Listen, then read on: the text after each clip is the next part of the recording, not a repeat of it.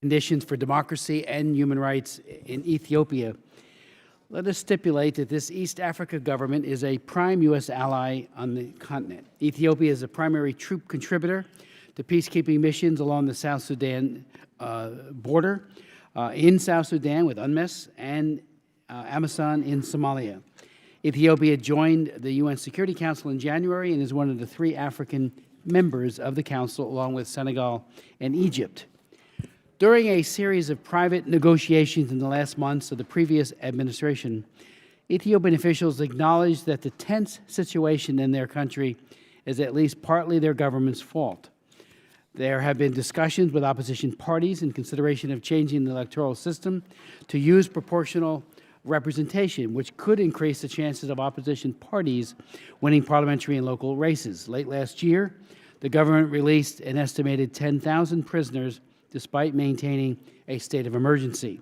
However, there were at least 10,000 more people held in jail who are considered political prisoners, and the government continues to arrest and imprison critics of its actions. In January, 2 journalists from the faith-based station Radio Bilal, Khalid Mohammed and Darsima Sori, were sentenced to 5 and 4 years in prison terms, respectively, for inciting what they said were extremist ideology and planning to overthrow the government through their coverage of Muslim protests about government interference in religious affairs. The journalists were arrested in February 2015 and convicted in December under the 2009 anti-terrorism law alongside 18 other defendants. In late February, Ethiopian prosecutors charged Dr. Moreira Gudina, chairman of the Oromo Federalist Congress, with rendering support to terrorism and attempting to disrupt constitutional order. Dr. Moreira had been arrested upon his return to Ethiopia after testifying in November at a European Parliament hearing about the crisis in his country. He testified along exiled opposition leader Dr. Birhanu Nega and Olympic medal winner Feyisa Laisa. Other senior OFC leaders, including the deputy chairman, Gerba, have been imprisoned on terrorism charges, so-called, for more than a year. Both are viewed by many as moderate voices among Ethiopia's opposition. According to the U.S. Department of State's newly released human rights report on Ethiopia, security forces killed hundreds in what they say is the context of using excessive force against protesters in 2016. At year's end, there were more, according to the State Department, more than 10,000 persons still believed to be detained. Many have not been provided due process. The government has denied the UN High Commissioner for Human Rights access to the Oromia and the Amhara regions. The lack of due process in Ethiopian courts also affects foreigners. Israeli businessman Menashe Levy has been in jail for nearly a year and a half on financial crimes charges. The government officials accused of being involved with Levy in illegal activities have had their charges dropped and have been released from jail. Yet Levy's next court proceeding won't be for several more months. We cannot determine his guilt or innocence on the charges, but it is clear that he has been denied a trial in a reasonable time frame and has been beaten in jail by other prisoners and denied proper medical care. These circumstances unfortunately apply all too often to people who come in contact with Ethiopian court system.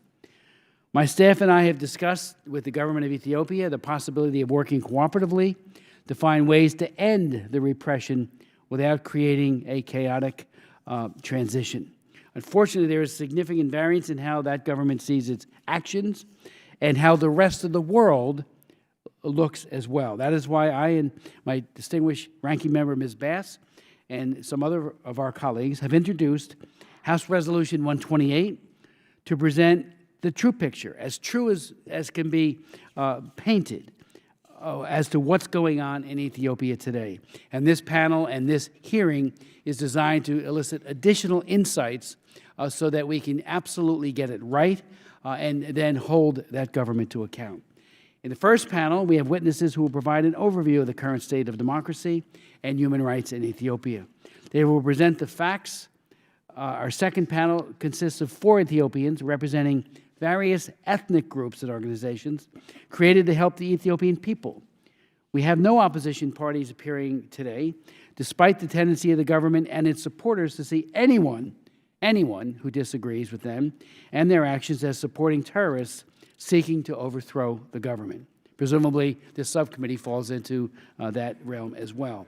It is my belief that until the government of Ethiopia can squarely face the consequences of its actions, there will not be the genuine reform that it has promised. For example, government officials say we have mistakenly said that the ruling coalition holds 100% of the legislative seats. We have said the coalition holds all of the seats, whether in the name of the coalition itself or as affiliate parties. If the government cannot be honest with us or itself in such an obvious manner, it is unlikely that the conditions for reform can exist. The government does appear to realize its precarious position.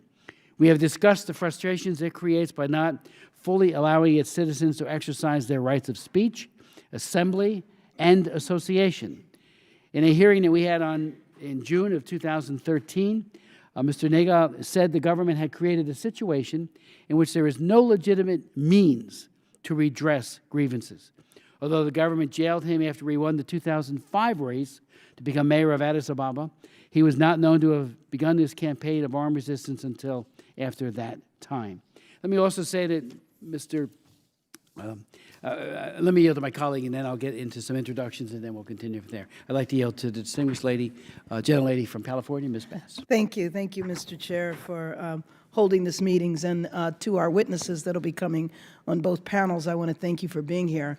I look forward to hearing from each of the witnesses, and I also welcome the audience and understand their concern and desire to see the issue regarding the lack of democracy in Ethiopia thoroughly addressed. I know that the audience, there's a huge number of people outside that are not able to come in, and hopefully throughout the hearing maybe we can find room for them over time. Over the past decade, Ethiopia has made significant economic strides addressing poverty and expanding economic development.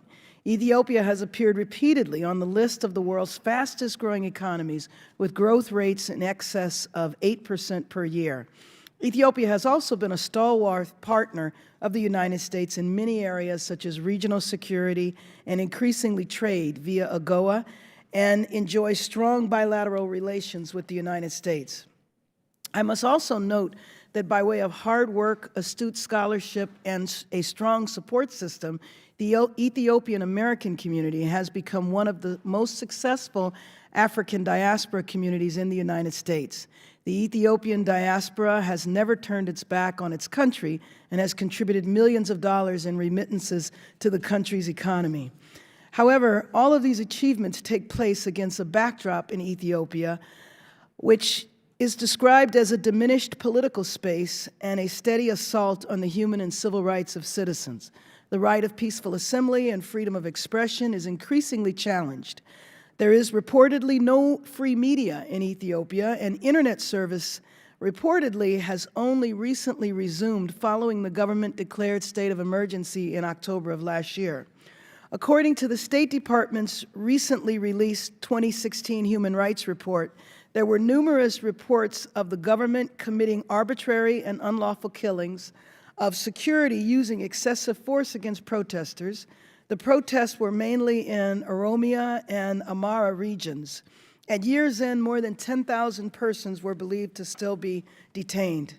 While these two communities are clearly the focus, as was cited in House Resolution 128, supporting respect for human rights and encouraging inclusive governance in Ethiopia, several vulnerable communities in Ethiopia are subject to government interference, such as the Muslim community and the indigenous Anyaks in the Gambela region. I am privileged to represent a part of my congressional district includes a section of Los Angeles that's called Little Ethiopia. And some of my constituents expressed concern before this hearing that they felt that they wanted to be sure that the hearing didn't overemphasize ethnic divisions and contribute to the U.S. stereotype of Africa, that the problems are just a result of inter-ethnic fighting. So I want to make note of that. I also want to report on a description of what life is like in Ethiopia now as described by one of my constituents. She says that her mother says that the suspension of civil liberties is affecting every facet of daily life, that people cannot travel around the country to conduct business, visit friends, or care for relatives. She said that the internet was down for some months. She thinks it was between 2 to 4 months that there was no internet service, but it has been back up for the last several weeks. Her family, members of her family are farmers who were forced off their lands by the government. The family has fled into the forest and is now part of the resistance force. The family doesn't like being in this position and doesn't want to participate in the resistance, but basically now has no crops and essentially cannot support himself. Buses won't travel to his part of the country, and with travel restricted, even if there's a crop, it's hard to get to market. She describes a state of emergency that appears to have no end in sight. I think it's important that I communicate concerns directly from my constituents and from the Ethiopian American community and Little Ethiopia in Los Angeles. I will note, and I'm sure our chairman will too, that we have a letter of explanation from the Embassy of Ethiopia that, needless to say, refutes most of these charges. I'm just looking at the letter. I've not had an opportunity to read it. I'll glance at it during the course of this hearing and might raise questions connected to their response. Thank you, Ranking Member Bass. I'd like to now introduce our very distinguished first panel, beginning with Dr. Terrence Lyons, who is an Associate Professor of Conflict Resolution at the School for Conflict Analysis and Resolution at George Mason University. Dr. Lyons was a fellow at the Brookings Institution, served as Senior Program Advisor to the Carter Center's Project on Post-Conflict Elections in Ethiopia in 2005, and has worked as a consultant for the U.S. government, the World Bank, and several non-governmental organizations on issues relating to democracy and conflict in Africa. He has written extensively on Ethiopia and taught at universities there. Welcome, Dr. Lyons. And I'd also like to welcome Mr. Felix Horn, who is the Senior Ethiopian and Eritrea Researcher for Human Rights Watch. He has documented the human rights dimensions of Ethiopia's development programs, telecom surveillance, media freedoms, misuse of counterterrorism law, and other topical issues in the Horn of Africa, including the year-long crackdown against peaceful protesters in Ethiopia. Previously, Mr. Horn worked on a variety of indigenous rights and land issues, including several years of research into the impacts of agricultural investment in several African countries. Without objection to your full resumes will be made a part of the record. And again, thank you for being here. And I would like to note as well that we do have an overflow crowd of very interested Ethiopian Americans and others who are concerned about human rights there. It is a privilege to welcome each and every one of you here. I think you bring additional impact to all that will be said here, that there is such heightened concern about what is occurring there. And parenthetically, Greg Simpkins and I visited Ethiopia right after the 2005 elections, where people were being killed in the streets. Sadly, under President Meles, met with President Meles, and sadly, we are now talking about a very, very serious deterioration of human rights, and I look forward to your testimony. Dr. Lyons, the floor is yours. Thank you very much, Chairman Smith and Ranking Member Ms. Bass. It's a great pleasure to be with you here today. You've given very kindly given my introduction. I will maybe pause and reflect on one additional thing. The only other time I've ever testified before Congress was in 1992 after those local elections before the House Subcommittee. So 25 years later, I have the privilege again, and that to let you know the years that I've tried to understand Ethiopia. I want to make clear that my thoughts today represent my best judgment as an independent scholar who regards himself as a friend to a diverse range of Ethiopians on all sides of the political spectrum, rather than as an advocate for any specific constituency or policy. So I'm going to try to provide a kind of a context of the current crisis, why I think Ethiopia is at the crossroads, and why some thoughts as to what U.S. policy might be. My first point, as you'll see in my written statement, relates to the stakes of Ethiopia at this moment. But Chairman Smith, you covered much of that Ethiopia is a country of enormous importance to the Ethiopians and the other people in the Horn of Africa, to the United States, to policies on countering terrorism, peacekeeping, a country that has seen a remarkable process of development over the past decade or so. At the same time, a country with the very serious human rights concerns that you outlined, and my colleague will further elaborate. So let me go and give one very, very large overarching point about where I see Ethiopia, and then some of the more sort of break it down or unpack it. Ethiopia, since 1991, has had a balance between a politics that was about autonomy, was about regional states, was about ethnically defined political parties, that was one direction that the state was going in. At the same time, it was a state of an extraordinarily powerful, centralized regime, very much a top-down development model of the developmental state. And these two kind of opposing logics were in tension, but kept together because of a very strong center, a very strong central committee. It's my concern today that that balance has now been upset. That balance is now no longer holding, and that's why I think this is a real structural concern, larger than simply something that a change of the cabinet is going to address. Predictions that the regime is about to fall have been around at least since 2005. Actually, people were saying that in 1992. I was among those. And so I think it's worth pausing and thinking about that this is a regime that still retains considerable strengths. It is a party of some 8 million people. It's a party that controls mass organizations, large endowment efforts. It is a party that, as we pointed out a number of times, won a party and its affiliates that won 100% of the seats in the most recent election. And so it's something that is unlikely to disappear, with the first kind of movement against it. It's also strong relative to its competition at home, particularly in terms of organized political parties. The regime has very systematically closed down political space so that opposition parties, civil society organizations, independent media are not able to operate. There have been prior demonstrations. I particularly want to note, as I do in my written statement, the earlier Ethiopian Muslim demonstrations that were really quite remarkable.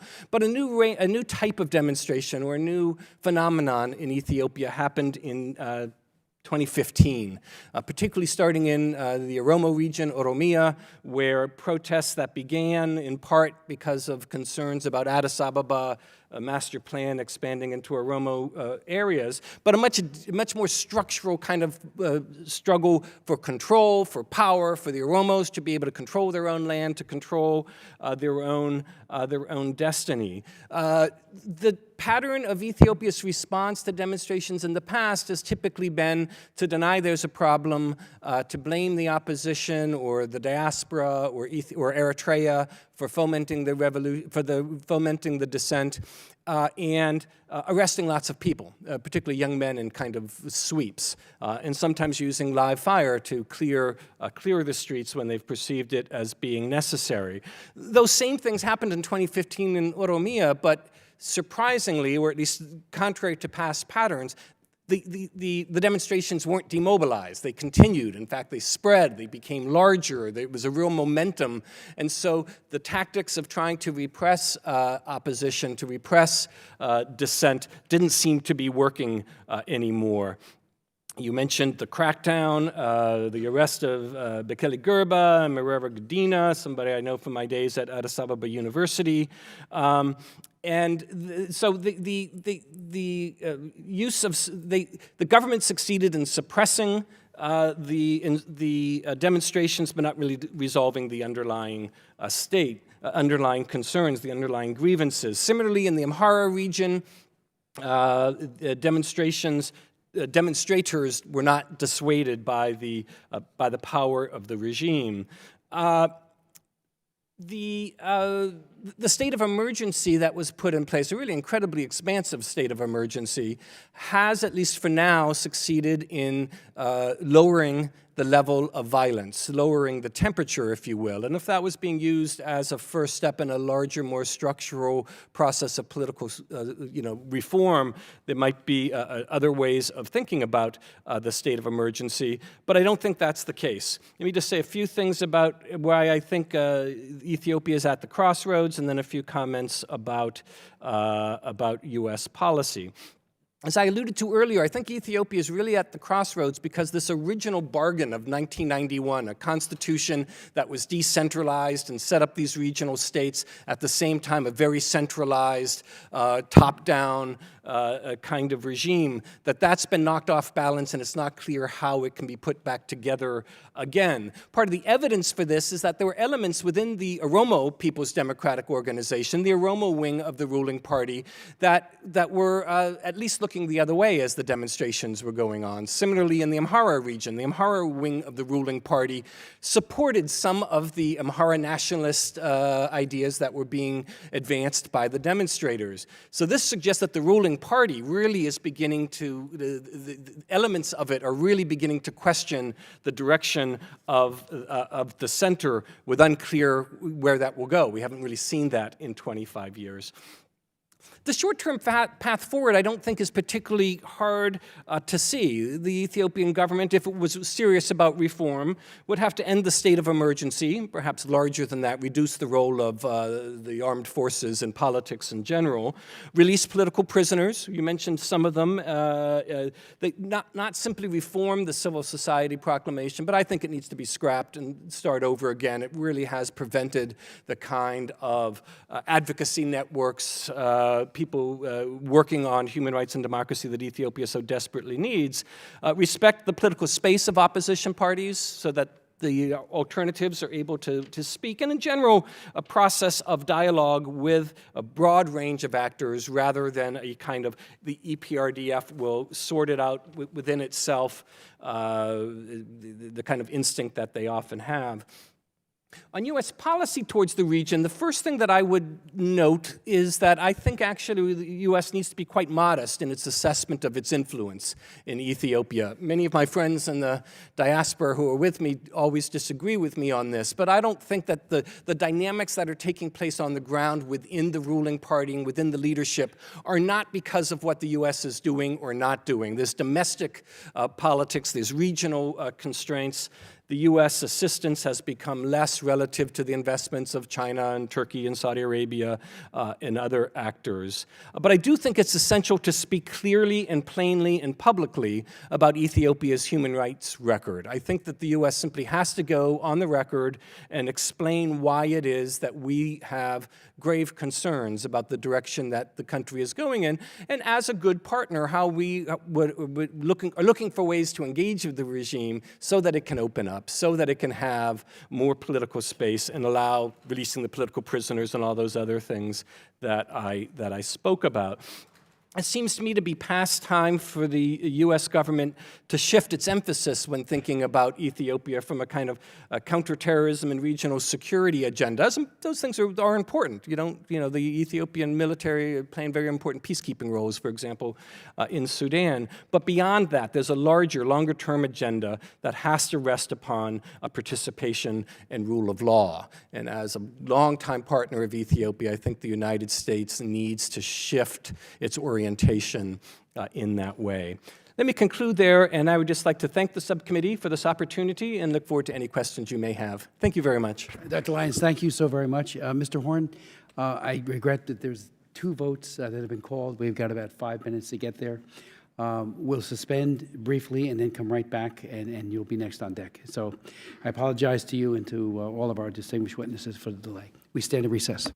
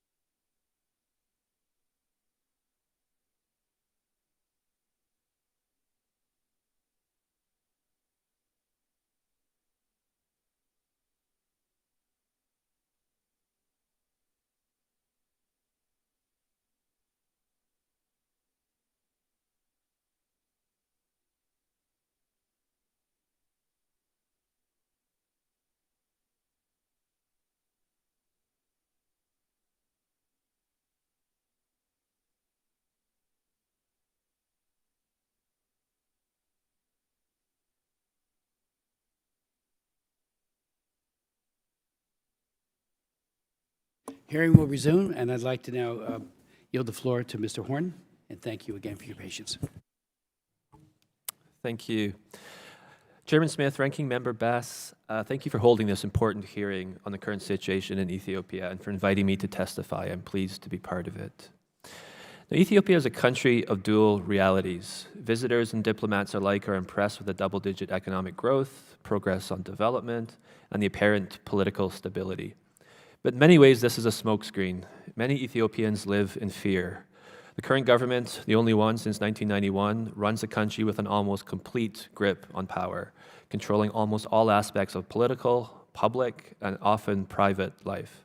Pervasive telephone and online surveillance and an intricate network of informants allow the government to quickly curb any threats to its control. It silences critical voices through the use of arbitrary arrests and politically motivated prosecutions. Ethiopia remains among Africa's leading jailer of journalists. If you're an independent journalist, you must choose between self-censorship, harassment, or arrest, or living in exile. The government blocks websites, it blocks the internet completely, it jams radio and television stations. In short, the state tightly controls the media landscape, making it extremely challenging for Ethiopians to access information that is independent of government perspectives. As a result, Voice of America, which broadcasts in 3 Ethiopian languages, has become an increasingly important source of information for many Ethiopians, but the government has, at times, obstructed its broadcasts as well. Now, independent civil society groups, independent NGOs, face overwhelming obstructions also. The 2009 Charities and Societies Proclamation has made obtaining foreign funding nearly impossible for groups working on human rights, good governance, and advocacy. And as a result, many organizations have stopped working on human rights and good governance altogether to avoid problems. There have also been serious restrictions on opposition political parties. This led to the ruling coalition in the 2015 election, winning 100% of the seats in the federal and regional parliaments. This is despite evident anti-government sentiment in much of the country, as the protests would later illustrate. Now, arbitrary detention of members and supporters, politically motivated criminal charges, and restrictions on financing ensures that political parties are constrained and largely ineffective. The state also systematically ensures that many of the country's 100 million citizens, particularly those in rural areas, are dependent on the government for their livelihoods, food security, and economic future. The government controls the benefits of development, including access to seeds, fertilizers, jobs, healthcare, and humanitarian assistance, even when it's funded by the United States or other donors. While U.S.-funded development assistance contributes to much-needed poverty reduction efforts, it also adds to the repressive capacity of the government by bolstering Ethiopians' reliance on the government for their livelihoods. Now, there's no evidence that the ruling party rigs elections, because they don't need to. The population's dependence on the ruling party and the limits on opposition parties leaves many citizens, particularly in rural areas, little choice but to support the ruling party come election time. As one farmer in the Amhara region told me in July of 2014, we do not like the government, but we always vote for them. We have to because we get our seeds and fertilizer from them. During times of drought, we get food aid from them. If we don't vote for them, we can't eat. Now, he went on to tell me about his neighbor who voted for the opposition in the 2010 election, and shortly thereafter was denied food aid, was denied treatment at a government health clinic, and eventually was displaced from his land for an investment project run by a government cadre. Now, the justice system provides no checks on the government. Courts have shown little independence during politically charged trials. Many opposition politicians, journalists, activists have been convicted under the repressive 2009 anti-terrorism law and sentenced to lengthy prison terms. Acquittals are rare, credible evidence is often not presented, and trials are marred by numerous due process concerns. Mistreatment and torture are common in Ethiopia's many places of detention. So this begs the question, what avenues are left in Ethiopia to express dissent, to question government policies, or to voice concern over abusive practice, and how can the United States help strengthen human rights and democracy in Ethiopia? I speak to you today, 16 months after large-scale and unprecedented protests started in Ethiopia's largest region of Oromia in November 2015, spreading to the Amhara region in July of 2016. Ethiopian military and police cracked down on these largely peaceful demonstrations, killing hundreds and detaining tens of thousands, as we've discussed. The protests were a predictable response to the systematic and calculated suppression of fundamental rights and freedoms that I have described here today. On October 2nd, the protest movement took a devastating turn.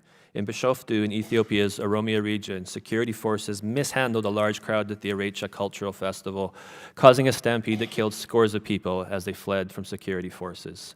In the days that followed, angry mobs of youth destroyed government buildings and private property. Ethiopia was on the brink of chaos. 1 week after the Erecha tragedy, the government announced a state of emergency, that was 5 months ago today, that remains in place. It prescribes sweeping restrictions on a broad range of actions and goes far beyond what is permissible under international human rights law. It signaled a continuation of the militarized response to the expression of grievances. While the state of emergency has halted both the destruction of properties and the protests themselves, underlying grievances clearly remain. No one should deny there are serious risks that more unrest could occur. Now, since imposing the state of emergency, the Ethiopian government has repeatedly committed publicly to undertake deep reform and engage in dialogue with opposition parties to address grievances. In short, the authorities are saying all of the right things. But the only changes the government has made so far are largely cosmetic and fall dramatically short of the protesters' calls for the protection of basic human rights. The continuation of the state of emergency, which further crushes the space for free expression and divergent views of governance, is not conducive for the open dialogue that is needed to address Ethiopia's ongoing crisis. The government has announced that it has arrested over 20,000 people since the state of emergency began, and although there's been little corroboration of these numbers, it could be higher. These mass arrests, along with the politically motivated trials of key opposition leaders like Marera and Bekele, reinforces the message that the government is continuing along the path of suppressing dissent by force and not engaging in genuine and meaningful dialogue with opposition groups and citizens. Now, the Ethiopian government's response to all of these abuses is consistent. The allegations are routinely denied without meaningful investigation, the government claiming they are politically motivated, while simultaneously restricting access for independent media and human rights investigators. While we're speaking today about the lack of accountability over the brutal crackdown in Oromia and Amhara over the last 16 months, Ethiopians in other regions have also been victims of serious abuses without any meaningful investigations by the government. For example, Human Rights Watch documented possible crimes against humanity committed by the Ethiopian Army in 2003 and 2004 in the Gambela region. There was no credible investigation into the abuses. In Ethiopia's Somali regional state, the Ethiopian military committed war crimes and possibly crimes against humanity between mid-2007 and 2008 during their counterinsurgency campaign against the ONLF, the Ogaden National Liberation Front. Since that time, there's been serious abuses committed in the Somali region by the Leo police. Again, no meaningful investigations have been undertaken into any of these alleged abuses in the Somali regional state. International scrutiny of Ethiopia's rights record has also been lacking, despite its June election to the UN Security Council and its membership on the UN Human Rights Council. Ethiopia has refused entry to all UN Special Rapporteurs since 2007, except for the UN Special Rapporteur on Eritrea.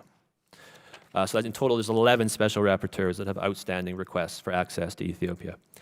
Despite abundant evidence of serious and growing repression by the Ethiopian government, the US government has been a muted critic. And quiet diplomacy has proven ineffectual.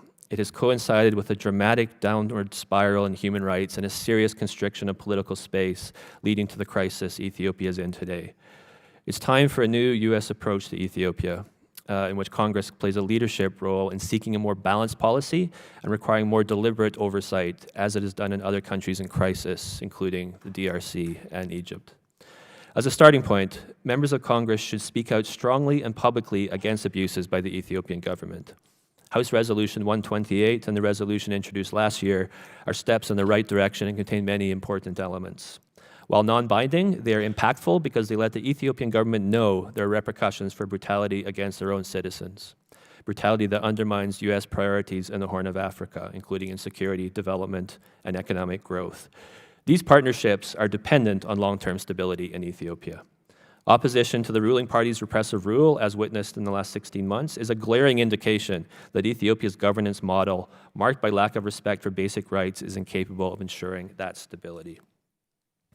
It is crucial that the U.S. makes it clear that if Ethiopia is going to remain a strong U.S. partner, it needs to open up legitimate political space and allow for critical voices to be heard. Members of Congress can and should call for the release of all political prisoners, including Bekele and Marera, because they should be part of any credible dialogue between the government and the opposition parties.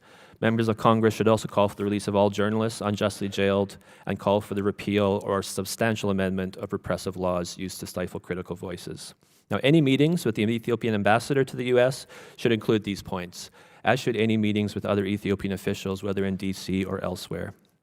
As the FY18 budget process gets underway, U.S. support to the Ethiopian government should be conditioned on making progress in these and other areas of concern.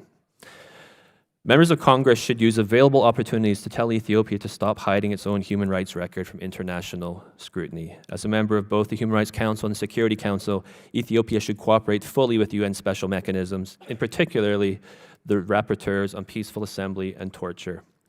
As expressed in House Resolution 128, members of Congress should reiterate the call of the UN High Commissioner for Human Rights, the African Commission on Human and People's Rights, and others for an independent international investigation into the crackdown in Oromia and Amhara. Such action will send a powerful message to the Ethiopian government that its security forces cannot shoot and kill peaceful protesters with impunity. And it will also send an important message to the victims and families, including those here in this room, that their pleas for justice are being heard. International legitimacy is very important to the Ethiopian government. It wants to be a key player on the international stage, and condemnation of its human rights record contradicts that image. So consistent, sustained, and vocal pressure is critical. I'll close by saying that I'm aware of concerns expressed by some in the administration, and even here in Congress, that a more public stance on Ethiopia's domestic situation might undermine the bilateral partnership between Addis and Washington. But the United States has often underestimated its own leverage and been overly cautious as a result. Some of Ethiopia's international partners have made strong public statements in the last year, and these statements have not undermined their strategic partnerships, far from it. The U.S. may need Ethiopia, but Ethiopia needs the U.S. too.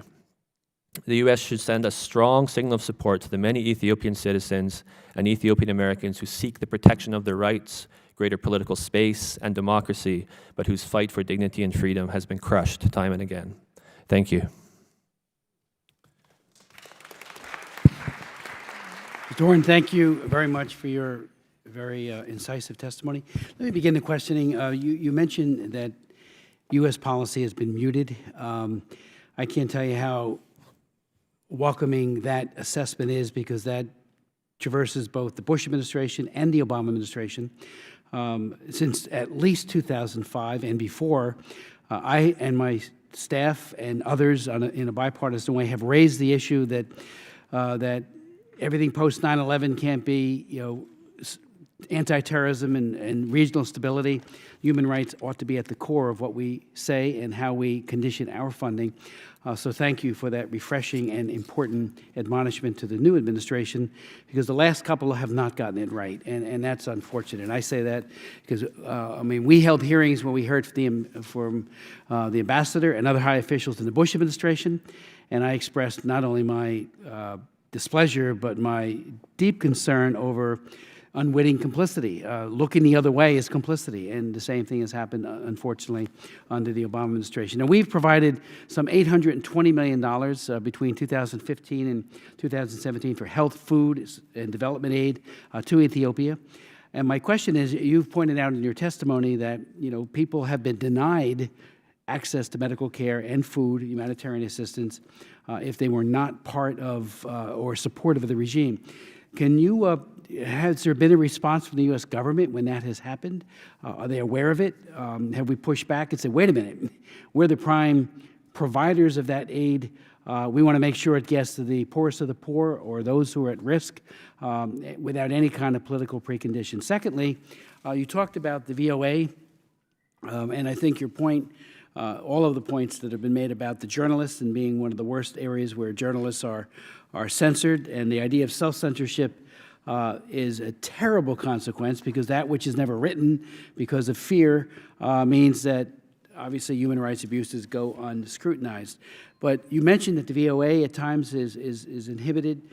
Is that through jamming? How do they do that?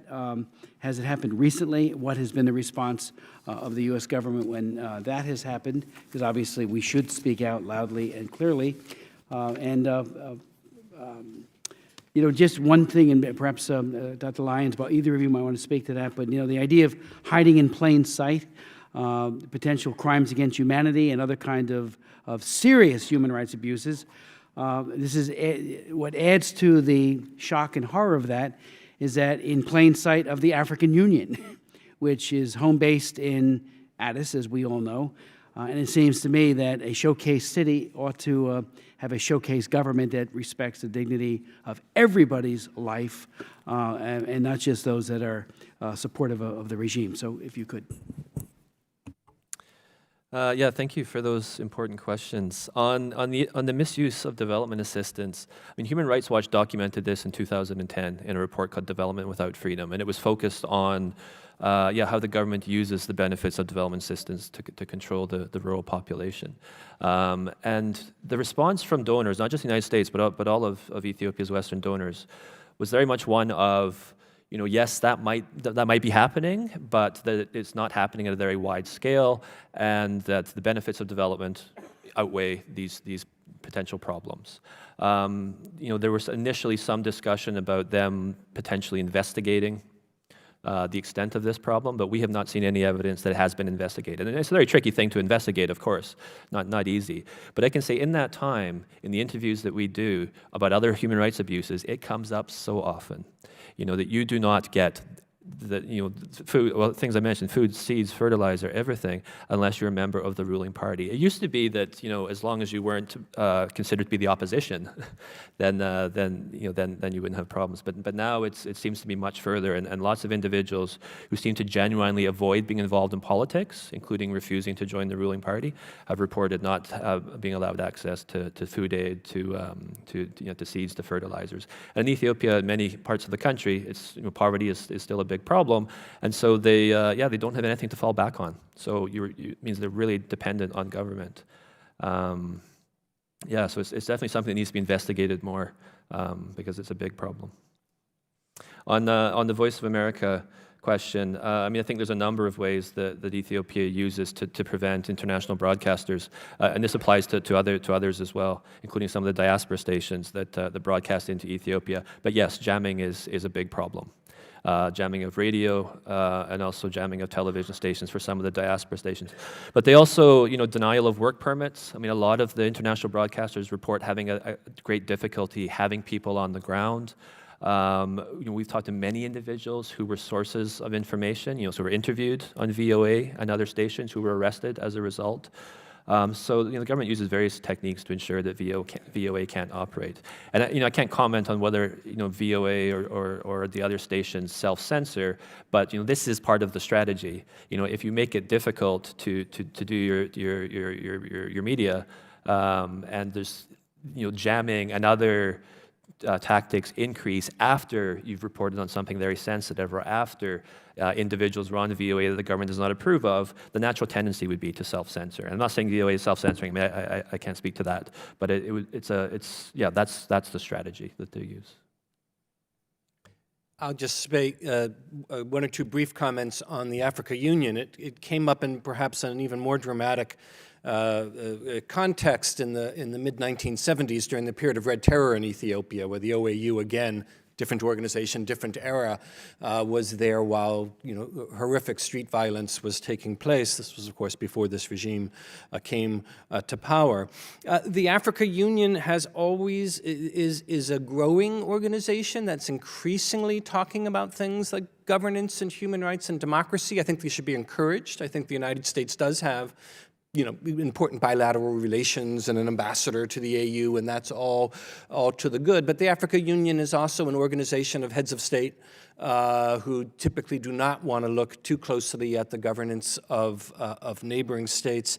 And to the extent that they do, it's often through the kind of quiet diplomacy that we were referencing earlier with the United States. It rarely becomes public, and that in and of itself is part of the problem. Before yielding to Ms. Bass, I just point out, we've got a very sophisticated report from the embassy, which I suspect has been produced in whole or in part by their lobbying organization, which was set up, funded beginning on January 1st, SGR LLC.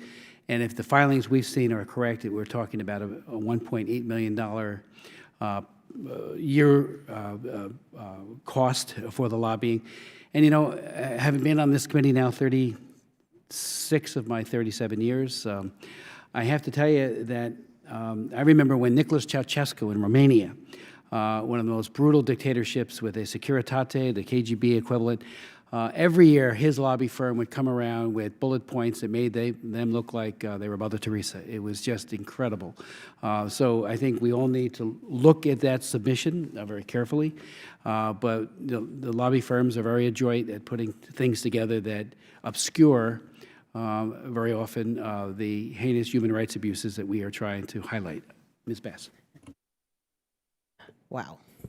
I wanted to ask you, I actually want to refer to it on the next panel because I want to ask questions based on the memo.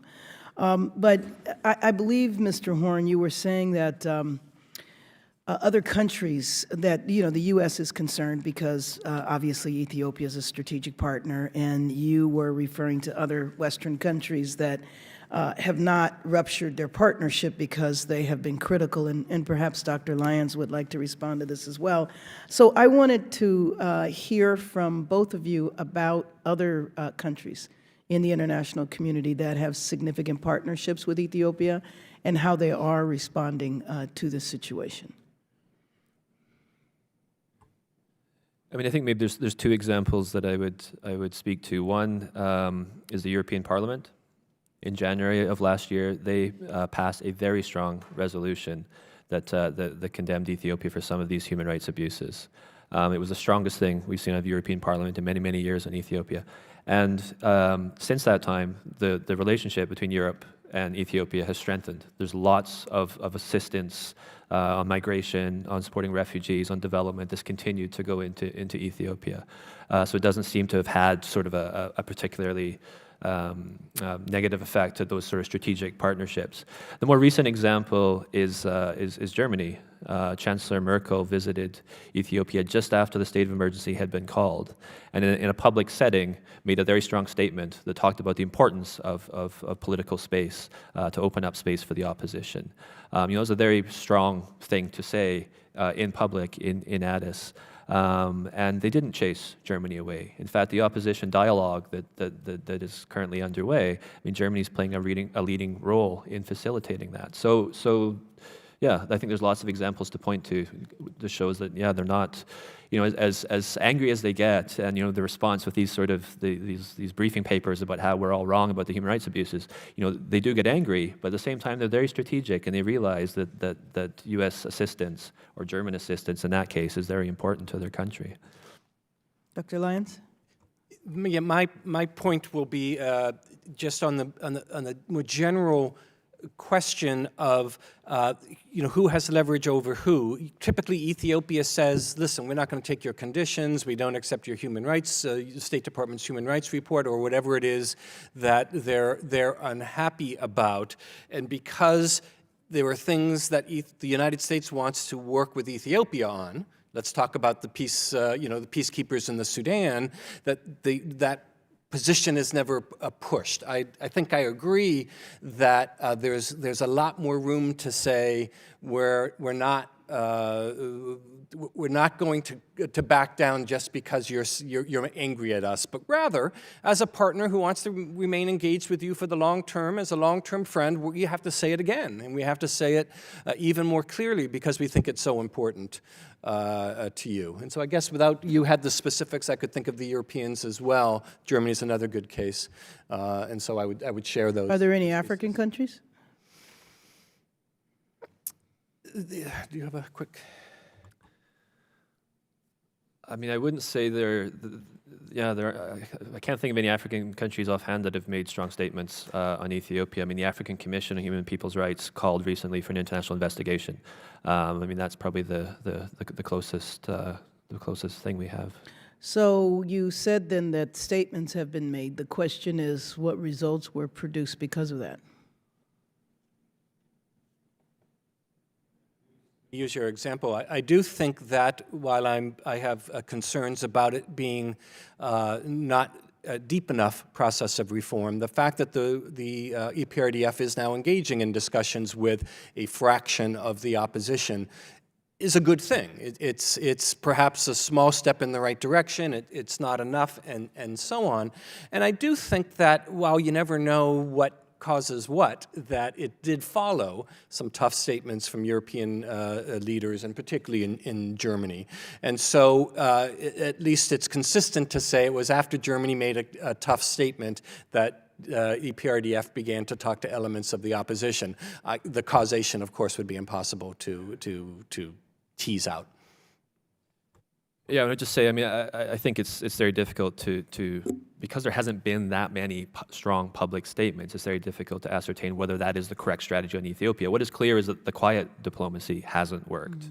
I mean, we were talking about this for 10 years. I mean, since 2005, it clearly hasn't worked. So it's time to try something new. So I think this is something worth exploring. So I know that in many times in Los Angeles, my constituents would like for me to support the termination of all foreign aid, even humanitarian assistance. I have difficulty with that notion because I am concerned that, you know, I mean, their point of argument is that it never gets to the people it's supposed to get to.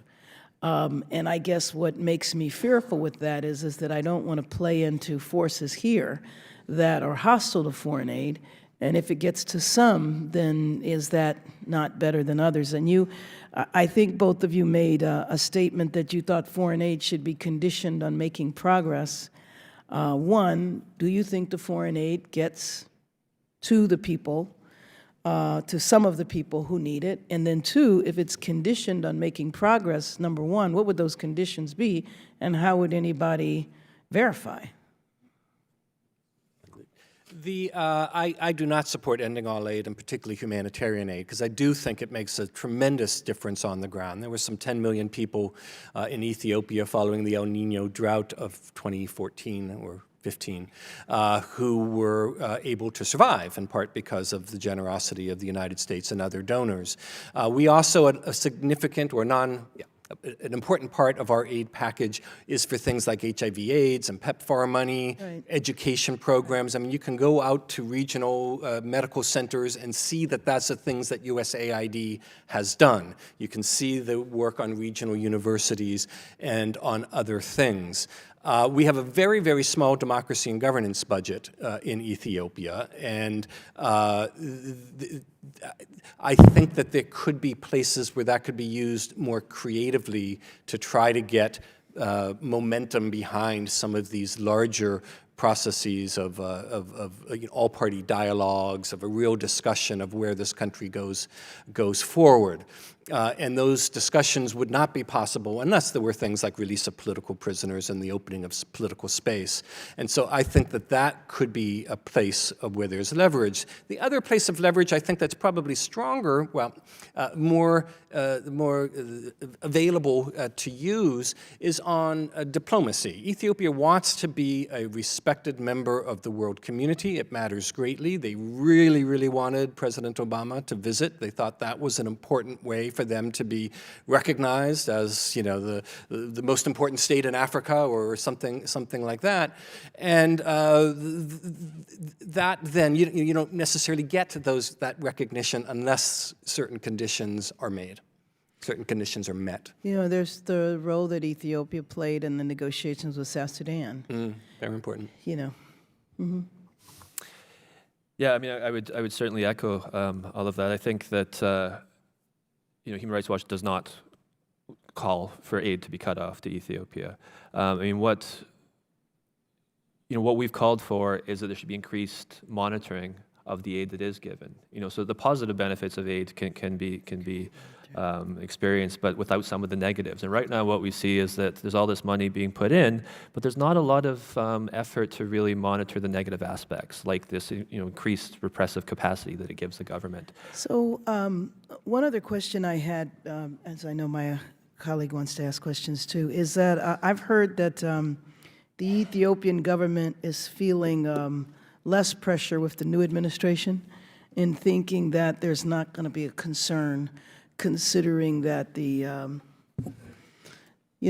positions that are being put out there is really more inward-looking, concerned about what's happening here and not a concern so much on the international, especially with little to no mention of Africa at all. So I want to know what you believe in terms of the signal the new administration is sending to Ethiopia.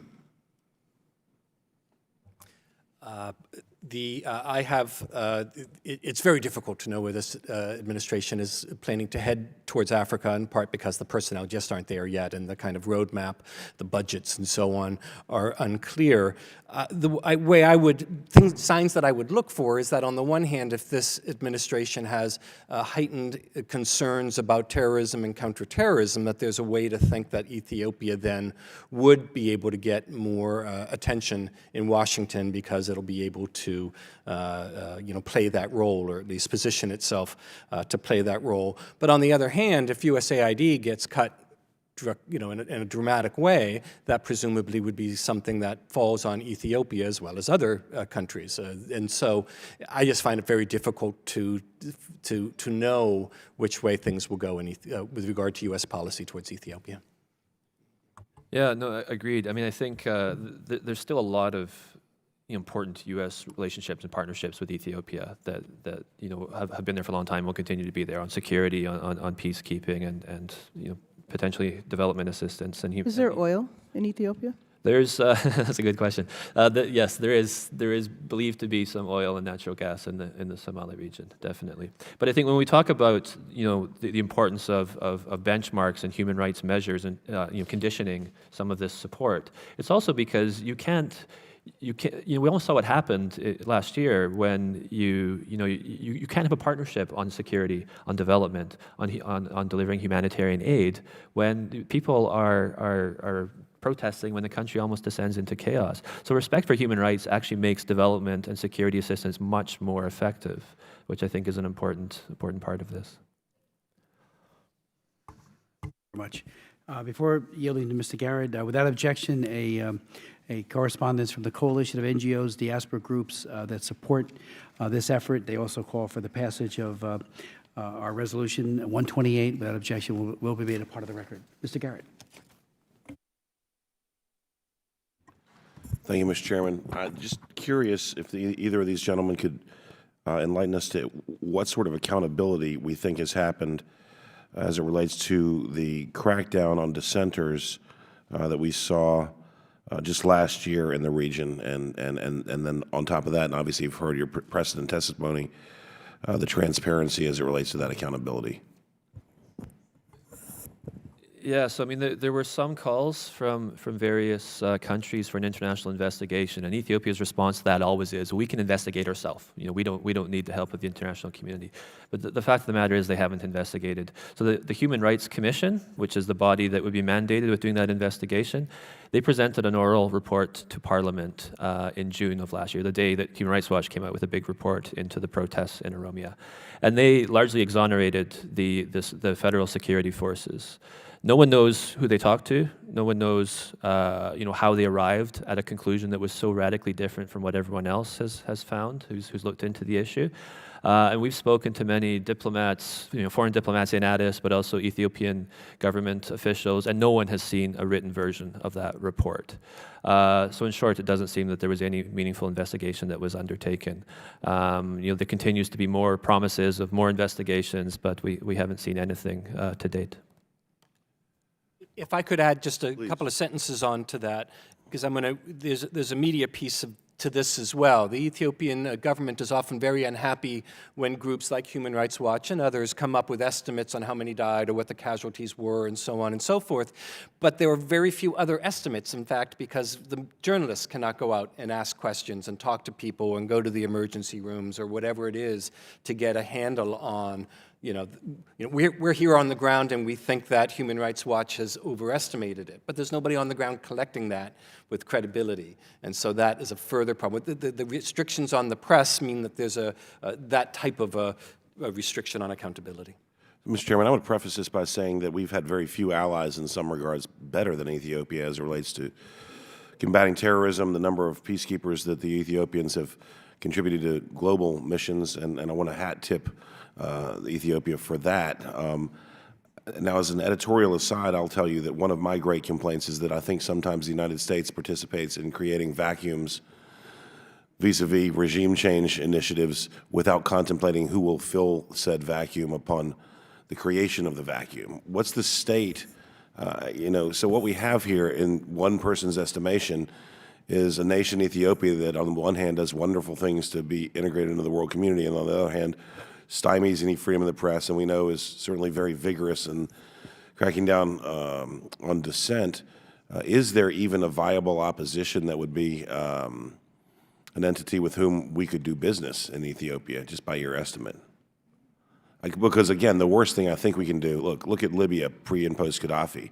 Look at Syria. Look at what happened in Egypt with Sisi sort of stepping in and creating a stability where we don't know what we would have with Morsi, but I contemplate that it might be far worse. Is there a viable opposition at all? The way I would frame that question is that there are a number of small parties and civil society organizations that sort of often at great personal risk have continued to operate within Ethiopia, but they've really been marginalized. Not that they're marginal, but they've been marginalized by a systematic actions by the regime. The way that I would put it about the vacuum, however, though, is that if the EPRDF is a strong regime, which in some ways it is, 8 million members of the party, 100% seats in the parliament, one of Africa's most effective militaries and peacekeeping and so on and so forth, double-digit growth, it may also be a very brittle party that once challenged could very quickly, the veneer collapses and the underlying structures cannot stand. So that would be the concern I would have for a vacuum, that if the ruling party can't hold it together because it's under too much pressure, then what? And so it's not that we need to put pressure on Ethiopia. So I know I'm interrupting, but with all due respect, that's my question. Then what? If the ruling party fractures and there's a vacuum, who rushes in to fill that vacuum?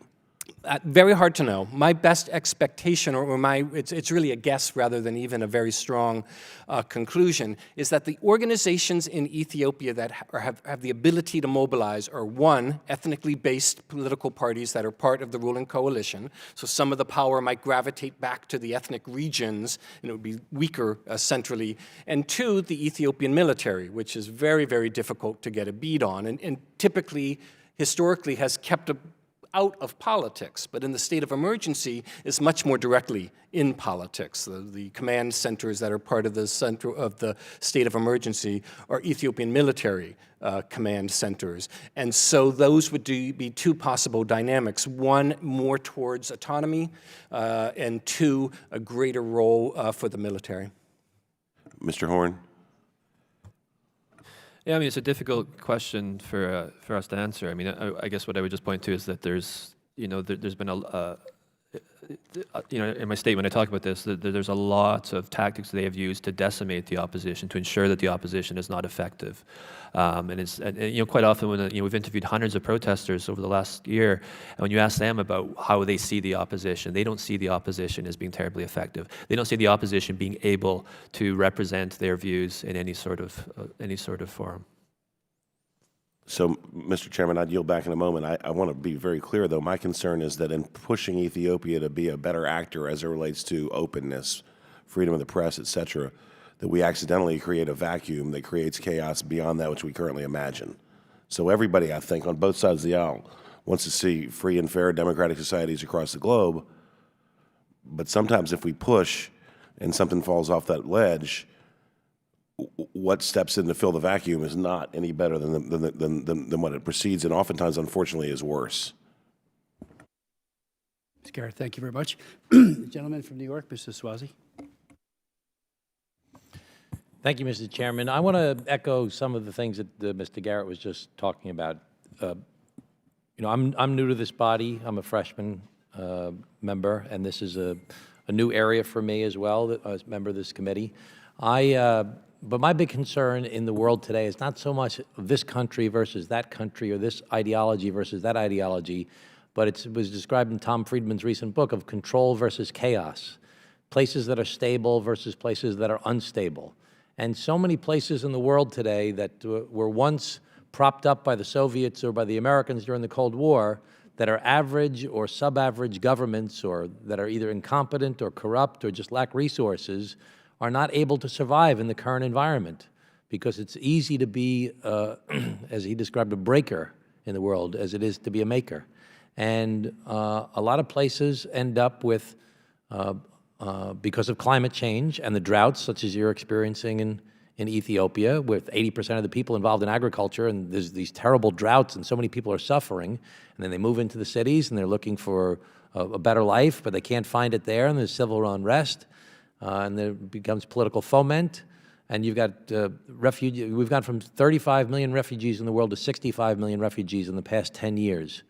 And so if there is a movement to make this change, but as a result there's terrible unrest and destability that takes place in the country as a result, you've got another hotspot and another source of refugees in the world that have really few places to go.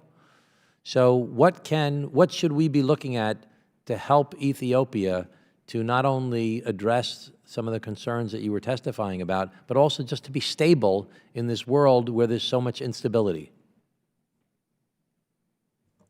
The answer once broadly and then a little more precisely. I think another way of thinking about the concern in Ethiopia is not kind of a binary, is it control versus chaos, but rather in a context of rapid change, including within Ethiopia, beginnings of new forms of development, but in a time of rapid change and without deeply embedded institutions and rule of law, is that the path to chaos? In other words, what you need is to have a political opening to better manage the process of change so you don't get to chaos. I certainly agree, and many Ethiopians have gone through periods of chaos and have seen neighbor states go through chaos. That's not the desired endpoint. The question is, if the Ethiopian government does not recognize the challenges that face it, is it more likely to lead to that chaos, or can a process of opening the regime up better manage that threat? And I do think there's ways to open it up in terms of releasing political prisoners, of allowing these opposition parties to operate, and other things that I listed in my testimony. That does not mean that the regime is going to collapse. This isn't regime change. This isn't going in and bombing Benghazi or sending troops into Iraq. This is getting them to provide space so that Ethiopians who care about democracy and human rights are able to speak about those things. And it would be a very precariously perched regime that thought that that was what was going to lead to chaos. The Zone 9 bloggers are an example of that, a young group of Ethiopians who blogged in a way that was critical of the regime, and the regime was very, very unhappy about that and regarded them as criminal. Well, if you're worried about a group of young people who are blogging, then you've just got 100% of the seats in parliament. You have the strongest military in sub-Saharan Africa, or one of the strongest militaries. There's a disconnect there. Why are you so worried about being criticized if, in fact, you are the control and not the chaos? Yeah, I mean, I think this isn't the first time there's been sort of this protests in Ethiopia. I mean, we said it's unprecedented. The scale of the protest was unprecedented, and the scale of the brutality was unprecedented. But under this government, there's been protest movements in the past, and the government's response to that is to crush it through force. And it's worked. That approach has worked. It didn't work last year. And for so many people that I interviewed who are out there, when they faced bullets, when they saw their friends being shot and killed, when they faced tear gas, arrests, torture, and detention, it just emboldened them further. And so Ethiopia, if we care about Ethiopia's stability, and we all do, everyone agrees, we want Ethiopia to be a stable long-term partner, respect for human rights is core to that, is crucial to that. This is not about a vacuum or which party can take over post-EPRDF. That's not what we're talking about. We're just talking about basic respect for human rights, which will keep Ethiopia stable and will ensure that it can be a valuable partner to the United States for many years. Thank you very much. Thank you. I'd like to thank you we will have some additional questions that all of us will submit for the record, but thank you for your tremendous input to this committee and for your leadership for so many decades. I'd like to now welcome our second panel. Thank you. Beginning with Ms. Sina Jimjemo, who was born in South Oromonia in Ethiopia from a very young age. She grieved over the injustice she saw growing up and studied political science in the hopes of becoming the solution. While in school, she served as president of the African Student Organization and assistant executive director for the Oromo Community Association of Chicago. Currently, she is president of the Coalition of Oromo Advocates for Human Rights and Democracy and is a environmental health inspector as well. We'll then hear from Tewodros Turfe, who is one of the founding members of the Amhara Association of America, an organization dedicated to organizing Amhara people and a refugee who came to the United States in 1982. He has worked with international human rights organizations to bring attention to oppression of Amharas and worked to engage policymakers and raise awareness of humanitarian issues in Ethiopia. He advocates for a policy that ensures that American interest and moves Ethiopia on the path of democracy. He also works as a senior network engineer. We'll then hear from Mr. Guya Abaguya Deki, who is a torture survivor from Ethiopia. He contracted polio when he was 3 years old and was raised in an orphanage. He was an outstanding student and became an activist for disability rights and the general manager of the Ethiopian National Association of the Physically Handicapped. Ethiopia's ruling party tried to force him to join the party, and when he refused, they arrested him several times and dumped him in the jungle area with his wheelchair, believing the hyenas would attack him and kill him. Miraculously, Mr. Deki survived, came to the United States in 2003, and was granted political asylum in 2014. We'll then hear from Mr. Yosef Tafari, who was born and educated in Ethiopia, where his social and political activism forced him to flee to Khartoum, Sudan, in 1976. During his time in Sudan, he successfully organized the Ethiopians who were exiled in that country to have the full protection of the UNHCR. Since coming to Colorado, he has worked as a project manager in constructing the largest Ethiopian Orthodox church ever built outside of Ethiopia, and co-founded the Ethiopian Drought Relief Aid of Colorado, an advocacy group bringing awareness and much-needed aid to the victims of Ethiopian famine. He also owns a printing company. I'd like to now yield to our distinguished first witness. I would point out to our witnesses, I have been called to a leadership meeting at 4. I have to be there for it, and I apologize. I will read your testimonies very carefully.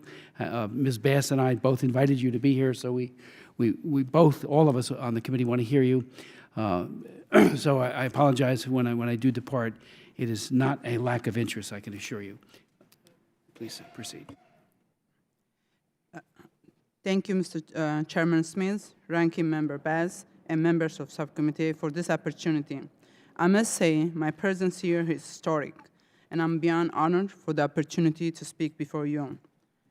Today, I acknowledge the suffering of many other Ethiopians like the Amharas. I'm here to speak about 3 generations of pain, agony, political oppression against the Oromo people. My father saw massacre.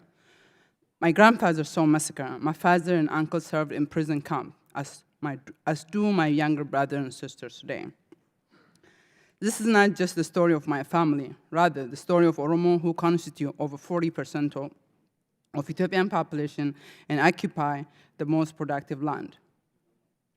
Oromia is the backbone of Ethiopian economy, with the key exports like coffee, gold, other precious minerals, and yet Oromos are the most politically, socially, economically marginalized people. I must also acknowledge that while hundreds better qualified than I can be here today, I bring a unique voice. To begin with, I'm a follower of Awak-Ifena, the much less known indigenous Oromo religion. I'm also a woman, the primary victim of human rights violation you often never hear about.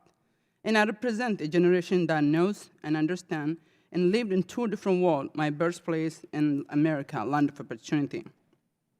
To speak the truth, I highly doubt my own people, for whom I'm fighting for day and night, will value me equal to my own brother, who cares much less about them. It is with this understanding that not only the American value interest in the region, but believe it is necessary that the American mission succeed, because it is the only voice for women like me. Therefore, I want to assure this House that the American interest is my interest and the interest of so many Oromos. 26 years ago, in June 1991, Secretary Assistant Herman Khan testified in front of House Foreign Affairs, and he said, "No democracy, no support." For 26 years, Ethiopia has become an open prison for so many Ethiopians, particularly Oromos, who make the overwhelming majority of the prison population. Today, 26 years later, under the code name of state of emergency, a husband watches his wife and daughter get raped, son taken away or killed. Even though I myself have lived under this terror and being watched and beaten by this government, what is new is the use of this new term, the state of emergency, which allows to shut off the only means of communication to the outside world. In Ethiopia, as others before me have said, all sorts of media is either banned or greatly curtailed. Social media is punishable by up to 5 years. 5 years in jail. All right organization banned. Request by UN for independent investigation denied. US concern ignored. Moreover, although as early as January 2016, the Ethiopian government admitted to the use of excessive force, no single individuals have been brought to justice. Now, 2 years later, nothing has changed except the implementation of the most brutal system of killing, silencing innocent people under the cover of martial law. For Oromos, the torture is unending, even as they flee Ethiopia. It follows them wherever they go in the region.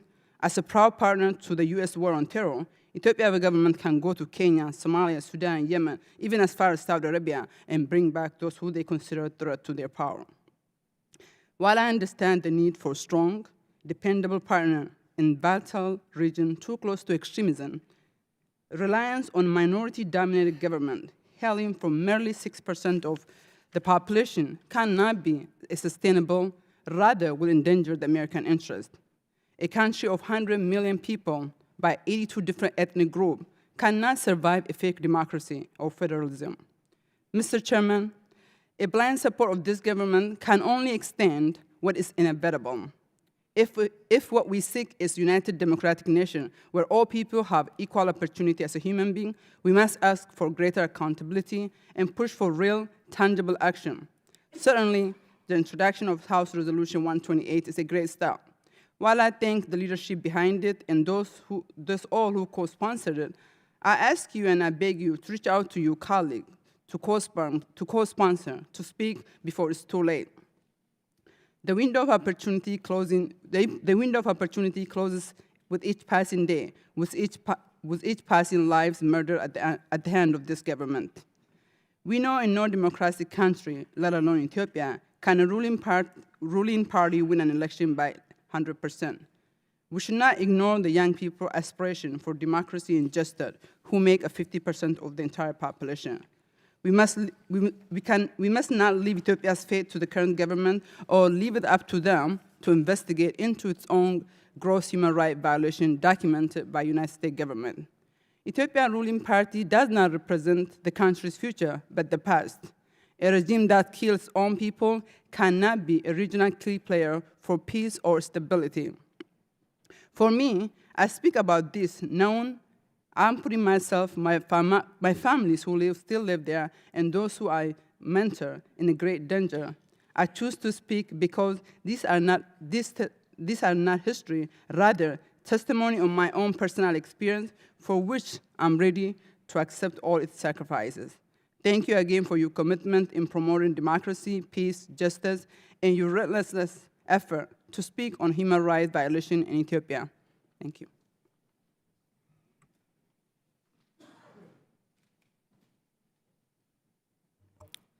Good afternoon.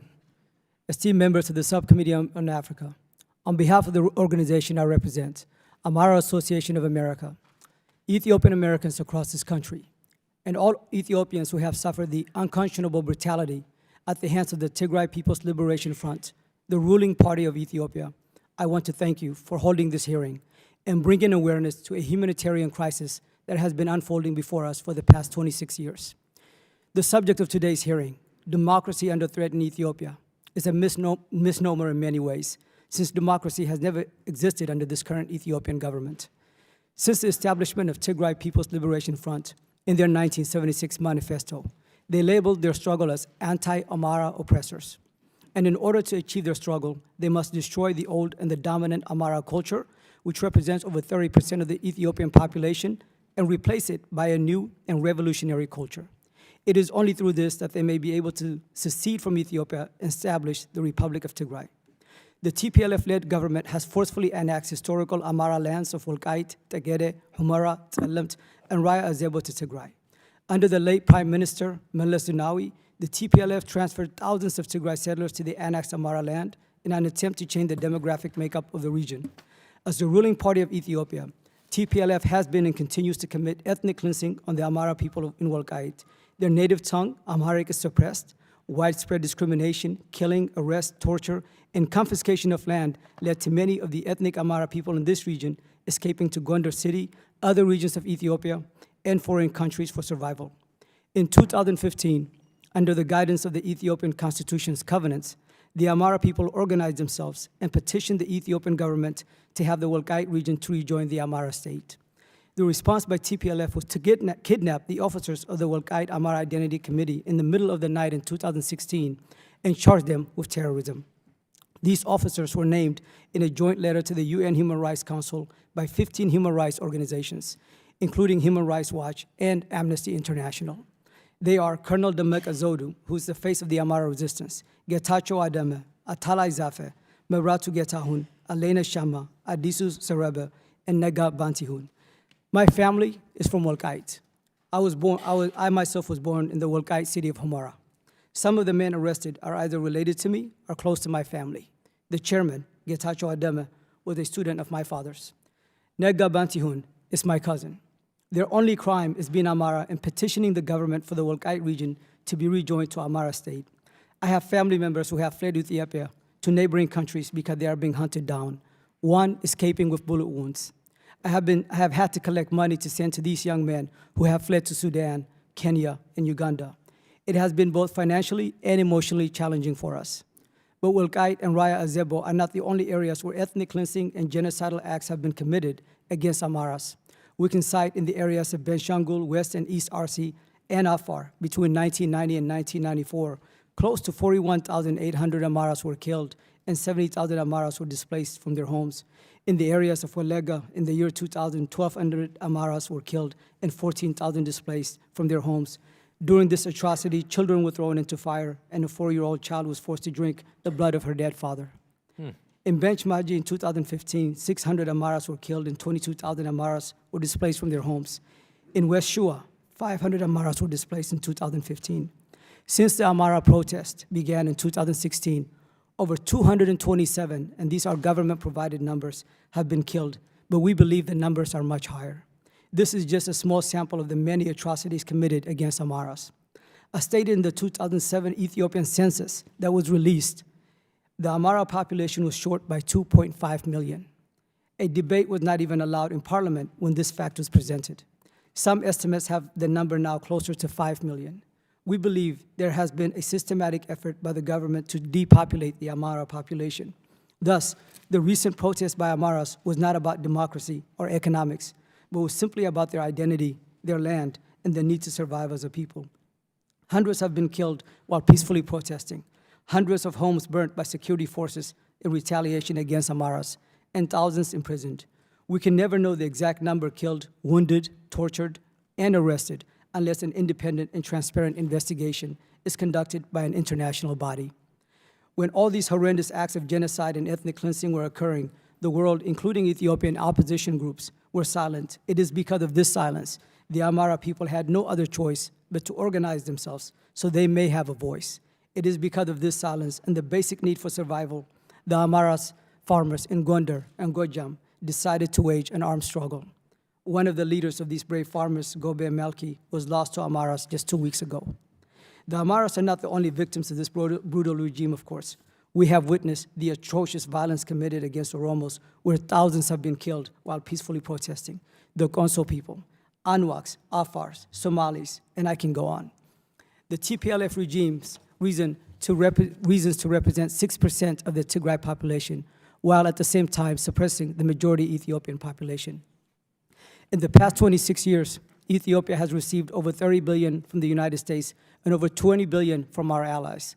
This figure does not take into account the humanitarian aid Ethiopia receives from the US, Europe, and other donor countries. Still, Ethiopia ranks as one of the poorest and corrupt countries in the world.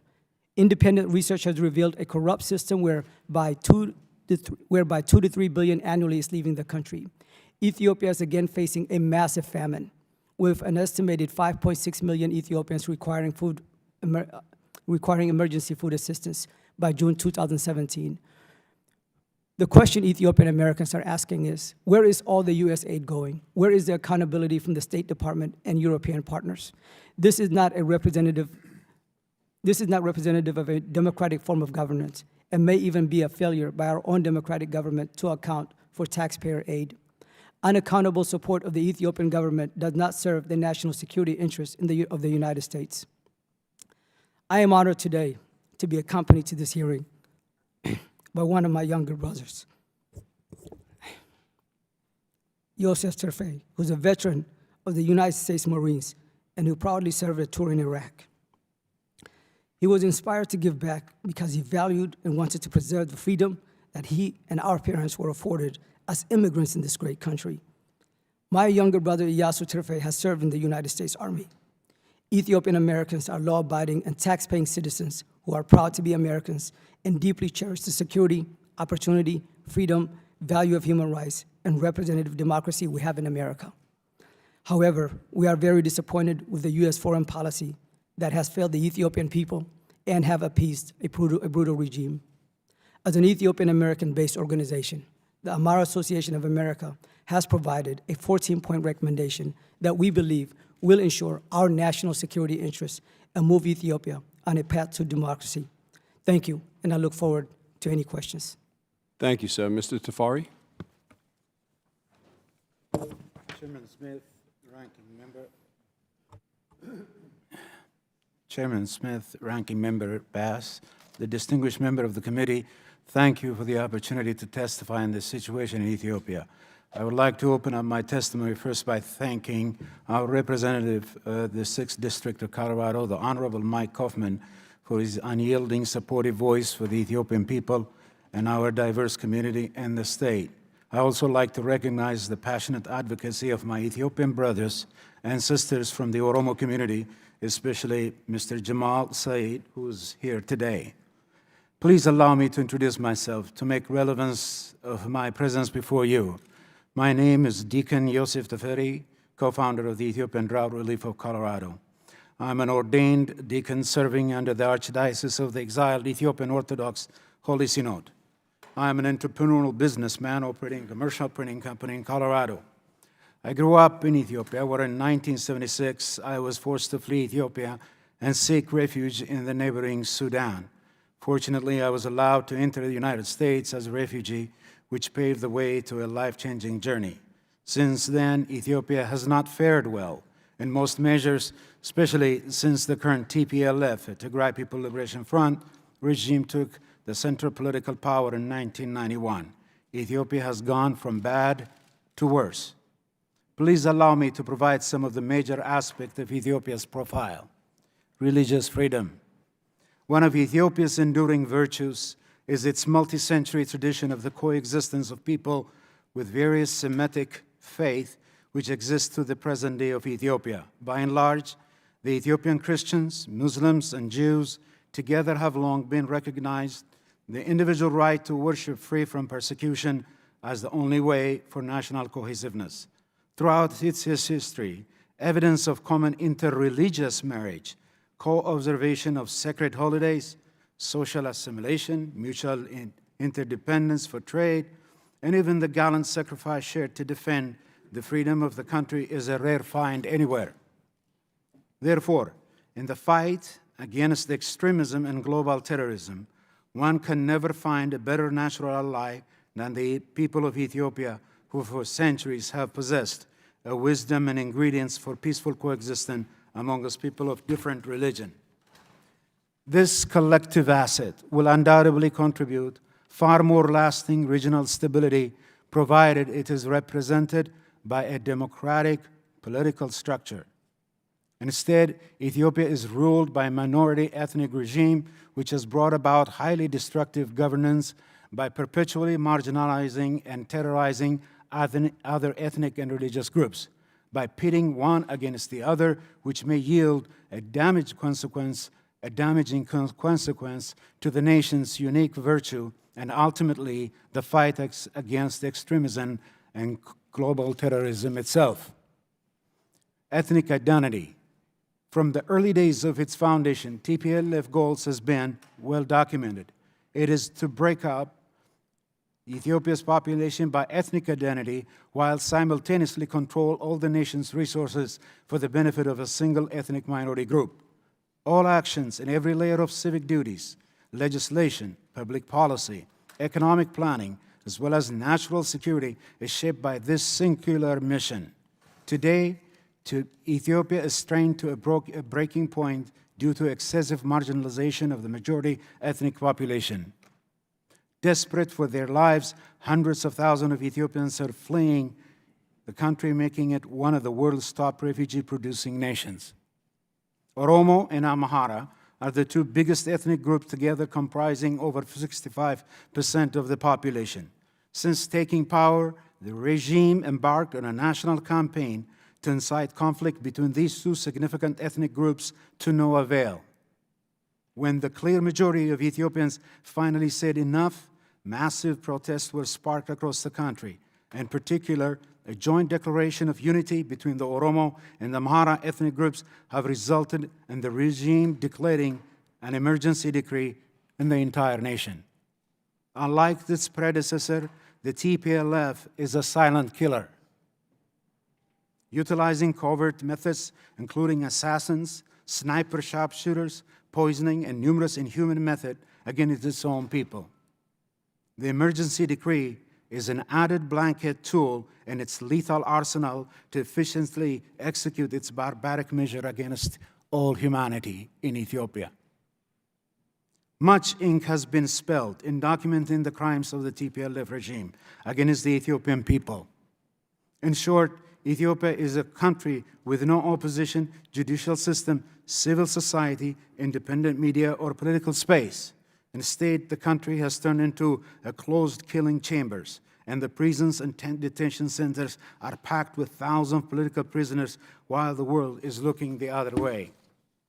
Ethiopia's aspiration for genuine democracy and the reality of ethnic dictatorship to a point of a few highlights in order to frame today's discussion. Religious freedom. All religious institutions are under strict control of the regime, making moral challenge virtually impossible to the ruling party's brutal measure.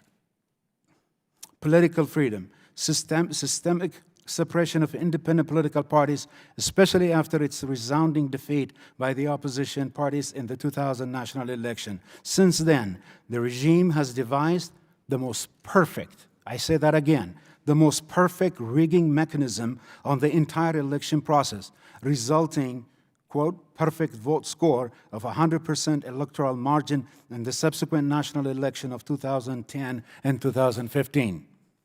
Independent media. Ethiopia has virtually no independent media within its borders, and international broadcasters' signals are regularly jammed. Today, Ethiopia is the second highest number of jailed journalists in sub-Saharan Africa. 4, independent judicial branch. The legislation and judicial bodies in Ethiopia is totally controlled by the regime as a convenient legalizing platform and effective tool for the executive branch to rule the country at will. The military. Ethiopia has no national army. I know this may come as a surprise to many, but the entire military apparatus is direct extension of the ruling party, and over 95% of its generals are ethnic Tigray, ensuring unwavering loyalty to the minority regime. The economy, highly centralized, whereby the largest source of gainful employment source in the country is the government itself. In order to self-serve the ruling party, it is used as an exclusive weapon for a nationwide mechanism to reward its supporters and punish its potential foe. Despite claim of growth and prosperity, Ethiopia still remains the 8th world's poorest nation, where nearly 20% of the population is facing endless chronic famine. So We're going to put your entire statement into the record. I just wanted to give the other witnesses a chance to speak and make sure all the members get to ask their questions. Can I? Yeah, make you a want to sum up? proposition? You let me Yes. sum up, please. Certainly, sir. Okay. Ethiopia has been gripped by apartheid-like system of governance affecting 100 million of its citizens. The regime has repeatedly showed the world that it operates much as an underground criminal enterprise than a ruling body with a mandate to govern an ancient country like Ethiopia.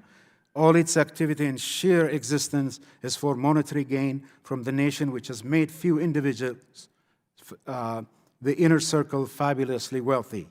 To those individuals, Ethiopia is for sale, and the asset of the nation is to be monetized in every turn. By providing material assistance it receives under the pretext of ally against terror, the regime should never be given the license to terrorize its own people. The United States need to take into account that dictatorship based on the sole interest of minority ethnic group can be the most ruthless force, as the world is just witnessing the humanitarian crisis unfolding in present-day Syria. The primordial fear of retribution becomes self-fulfilling cycle of suppression and human rights violation by this minority ethnic dictatorship. Last, we can find example within the same continent a much better political solution in which the United States played a major role in bringing to a historical outcome. This fine example is none other than the end of apartheid system in South Africa. In both instances, the culprit for suffering of the people of Ethiopia and South Africa is minority ruling dictatorship. Intrinsic to its core beliefs, such system can only function by forceful suppression of the will of the majority. As a result, both TPLF of Ethiopia and the apartheid system of South Africa are the perfect example of unsustainable political status quo. As in the case of South Africa, the gallant struggle of the majority combined with a world economic embargo forced the dictatorship to come to the table for a peaceful transition, thereby creating a more perfect union. In my opinion, that is the fierce urgency of now for Ethiopia today. Thank you very much. I have to go on. Mr. Diki? Thank you. My name is Abaguya Yeledeki. I am survivor of torture from Ethiopia. I would like to thank this subcommittee for inviting me to testify at this important hearing, and Congressman Chris Smith and Congresswoman Karen Bass for introducing House Resolution 128 on Ethiopia. I am here today.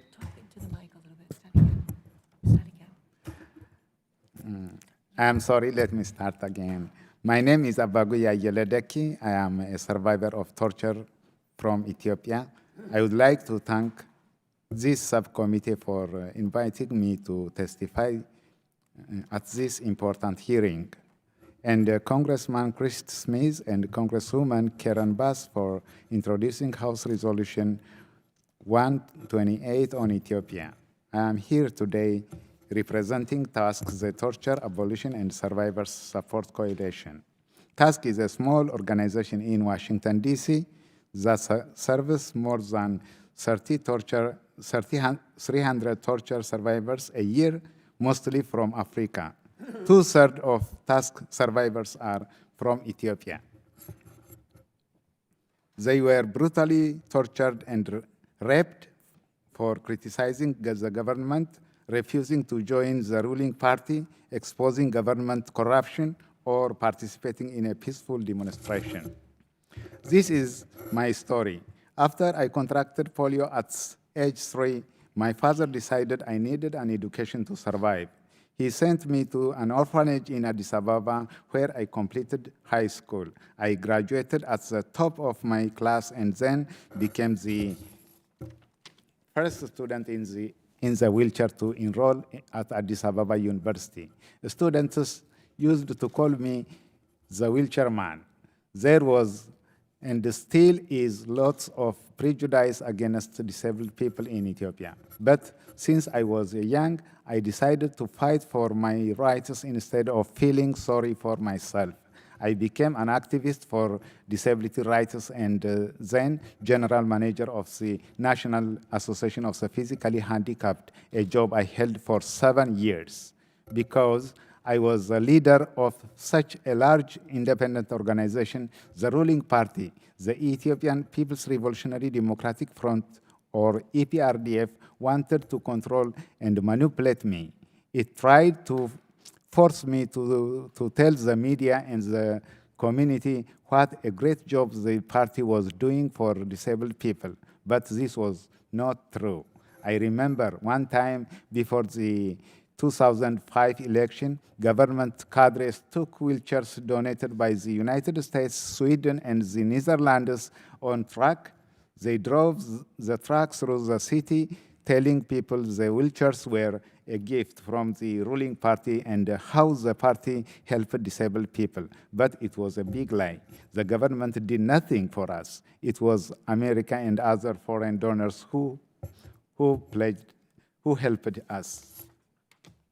The government became much more repressive, especially in Addis Ababa after losing the 2005 election. Cadres started attacking anyone who criticized the government. In many neighborhood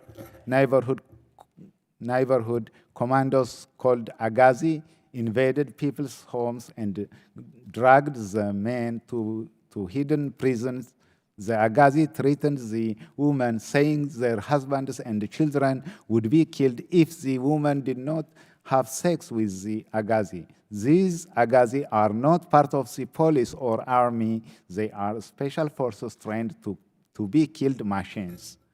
I was detained a total of 9 times for refusing to participate in activities to promote the ruling party. In 2007, security forces abducted me in a van and took me to a jungle about 25 kilometers from Addis Ababa. They threw me and my wheelchair out of the van, breaking one of my fingers and badly bruising my shoulders. They thought I would be killed and eaten by hyenas. Since they threw me into a place with lots of hyena, but I made fire from dry grass using my lighter. Local families from the Oromo ethnic group found and rescued me. In 2010, I was arrested again by security forces in a taxi. The driver punched me in my mouth with his pistol, and I lost my 2 lower teeth. They kept me for 3 days in solitary confinement in a tiny dark cell. My hands were tied to a chair, and my mouth was wrapped up with the dirty, wet socks, and I had to crawl on the ground to get to the toilet outside my cell. Friends and board members of my association convinced them to finally release me. The government wanted me to go into exile instead of killing me, because then I would have become a martyr of our people with disability. In 2013, I did leave Ethiopia to save my life, and then in 2014, I was granted asylum. I am now living in Joseph's House in Washington, D.C., and hope to study computer science in the university. I would like to conclude my testimonies with some recommendations. First, House Resolution 128 refers to the Global Magnitsky Human Rights Accountability Act, which calls on the United States government to punish individuals or entities responsible for killing, torture, and other gross violations of human rights. The Magnitsky Act should be applied to leaders of the Agazi killing machine and security forces guilty of terrible human rights abuses. Second, Resolution 128 also calls for better oversight and accountability of U.S. assistance to Ethiopia.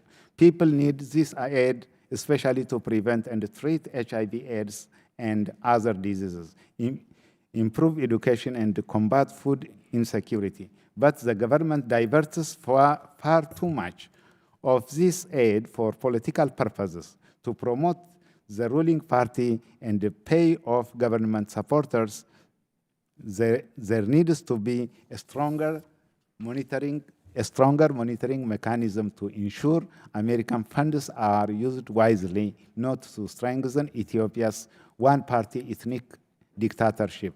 Also, in certain regions, women from the Amhara ethnic group are being forcibly sterilized in government hospitals to reduce the Amhara population. USAID should investigate to see if any of these forced sterilizations are being carried out in hospitals supported by the U.S. assistance. Third, please ask Mr. Girma Birru, Ethiopia's ambassador to the United States, to tell his government to immediately stop harassing the families of torture survivors and other Ethiopians in the United States. Many task survivors are upset because the government began harassing their families in Ethiopia after they fled the country.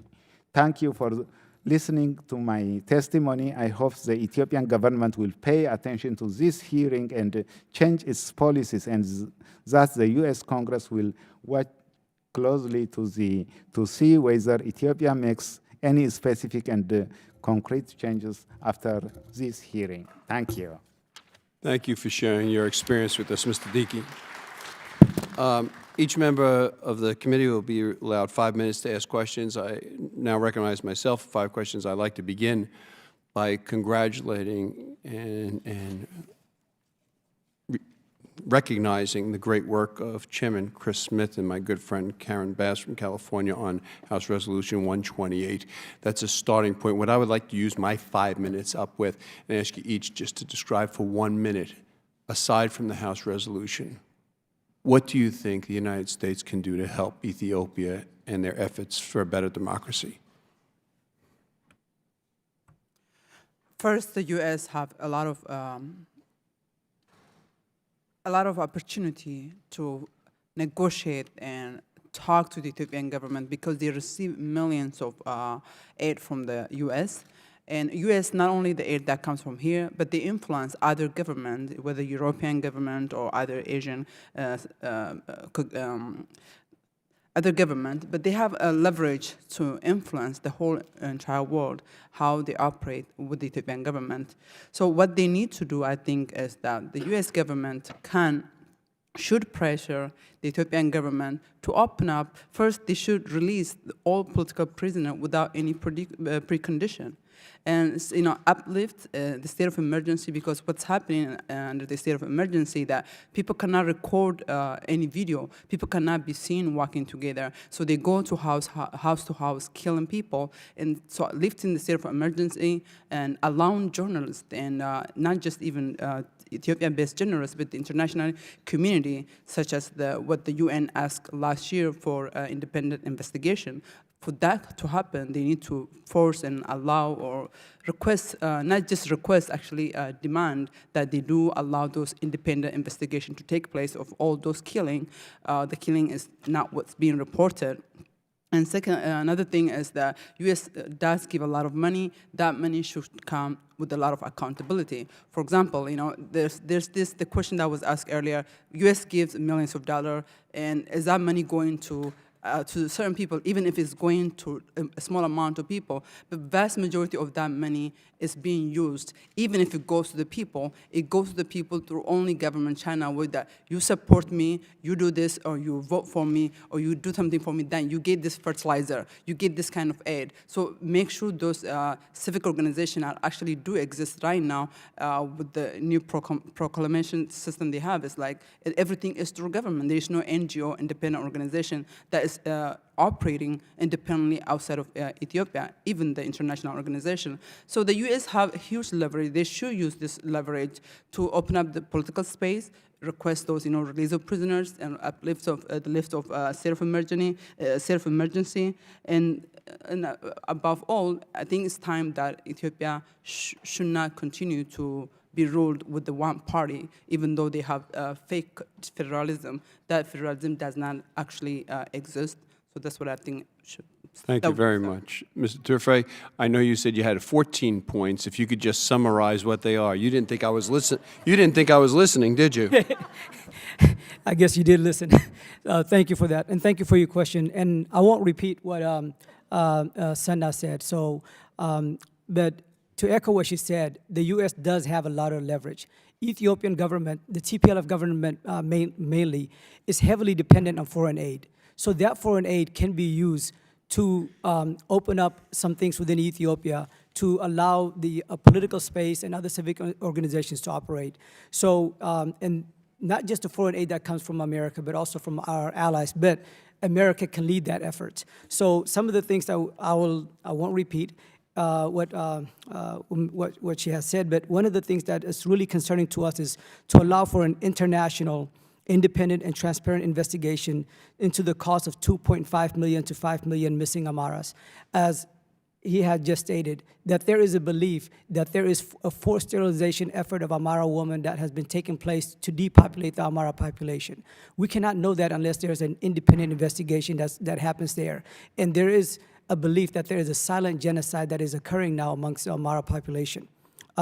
Also, we need a push to allow for an international, independent, and transparent investigation into all the deaths caused by the Ethiopian security forces and other human rights violations, and hold those responsible accountable. Thank you. I only have 30 seconds left, and I need okay. to let these two gentlemen speak. So Sure. thank you, and we will review every one of those 14 points. Thank you, I promise you. and I'll follow up. Thank you. Mr. Tafar.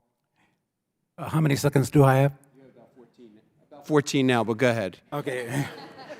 Well, in that case, I'll just state one: immediate halt of direct foreign aid to the Ethiopian government, especially direct budgetary assistance. And all humanitarian assistance should be applied to a direct humanitarian organization on the ground, preferably the United Nations Food Program. Thank you, sir. Mr. Diki, do you have any recommendations for the United States? I would say, if United States doesn't give due recognition for this dictatorship as elected government, so that they cannot use this political support or recognition to hammer the people back home. So United States should scrutinize that this the minority represented party cannot be elected 100%. Therefore, United States the first and most important is just denying political recognition. Thank you. Thank you, sir, and thank you again for sharing your story with us, and best of luck with your studies. The chair now recognizes my friend from California, the ranking member of the subcommittee, Karen Bass. Thank you, Mr. Chair. So I wanted to ask a few questions. I mentioned in the first panel that a reference was made to a letter from the Embassy of Ethiopia, but Chairman Smith says it's from a consulting firm that was paid a hefty amount of money, $1.8 million, he presumes. But I want to raise several of the things that are mentioned in their letter. If I cut you off, it's only because I have limited time, and so I want everybody to have, an opportunity to respond. So one of the things that it is said in this letter is that it's not that the EPRDF controls all of the seats in Parliament. They control 500 out of 546, and that there's 46 seats that are controlled by other parties. So I want to know, is that true, yes or no? The short answer is that's not true, because even of those 46%, these people are 100% controlled by EPDRF, and every aspect of Ethiopia is controlled by the government. The second question is that there has been a halt to the moving of people off the land, that has been halted, that the plans to incorporate farmland around Addis Ababa were on hold. Is this still the case? Has there been any seizure of land taking place elsewhere in the country? Mr. Tree? I mean, right now, Representative Bass, Ethiopia is under a state of emergency. And so to know what's going on in terms of, moving people outside of their land is very difficult. But one thing that we do know is the Amaras in the Wolkite region are being moved out of their land And in fact, because out of fear, they're moving. They're leaving that area because into safer regions, and many are escaping to neighboring countries. Okay. The ruling party has said that they are embarking on a dialogue and a negotiation with 22 opposition parties. The dialogue and consultations will include a discussion on amending the election laws and encouraging the participation of different voices in Parliament. Mr. Tafari. The history of TPLF, the APDRF, is woeful in terms of having to cooperate and work with any opposition group, with anyone. Is there a dialogue that's taking place? There is, but all we have to do is go back 40 years of their history to say how we see this type of dialogues would really come to a real fruition. Okay. Measures were taken on the government officials who were engaged in corrupt practices, and some were removed from office, and the legal process is underway. Mr. Dickey? This is a big lie. Just TPLF is known by its big lie. Just Go ahead. I would like to remember the past history of the TPLF, which says we can negotiate just below the sun, everything. Then after just starting negotiation and the opposition parties came to the table, then the facilitator is changed from the prime minister to the down, then it is forgotten, just they are killing people like that. They are very much well-versed in this manipulation. So going back to what I was referring to in the past about the elections in 2015, there were a number of televised debates during which all sorts of political issues were voiced and argued between the candidates. Back to Jim Jomu. Can you repeat the question, Representative Bass? Sure. In the last election, there were numerous televised debates during which all sorts of political issues were voiced and argued between the candidates. This is in contrast to the notion that there's been diminished political space. Representative Bass, the TPLF-led political party won 100% of all parliamentarian seats in 2015. They won 500 out of 546. Yeah, 100%. And in the regional seats, 100% also. So imagine the Democratic or Republican Party winning all of Congress, as well as the governors and all the Depending on which party you're in, that. Yeah, right. And so, and it's that not is just kinda in. the way it I know many of us refer to 2015, but that if we go back to the 2005 election, they won 99.99% of all the parliamentary I think the seats. point of the letter was to show that some progress had been made, and so that's the question. No, because we went from in 2005 election where there was one opposing member in parliament to in 2015 there is none. They won 100%. So Thank they you. won that one single seat. Thank you. Go ahead. I'd like to just answer that. The thing is that they have arrested all liable or actual opposition party. They are in jail. So they create their own party and they bring 22 parties. There is no really dominant or a voice that is talking to them. They create it, they make up it, and then they call it negotiate. I just wanted to add that. Thank you. I yield back my time. The chair now recognizes for 10 seconds, because he has to leave somewhere else. Actually, it's Mr. Rohrabacher's time, but the chair's going to recognize Mr. Swazi for 10 seconds. I just want to thank all of you because I know how difficult it was for you to get here and to prepare for this today. I apologize that I can't stay, but thank you very much. Amasai Ganalo, thank you very much. We had to allow him to show you that he studied before the hearing. The chair now recognizes my friend from California, Mr. Rayburn. First and foremost, I'd like to thank the witnesses for coming here and to putting yourselves in a public place on the record when you are dealing with a brutal regime that you have no idea whether or not you will face retaliation. And so thank you for having the courage and thank you. And thank you for your patriotism to your country of Ethiopia.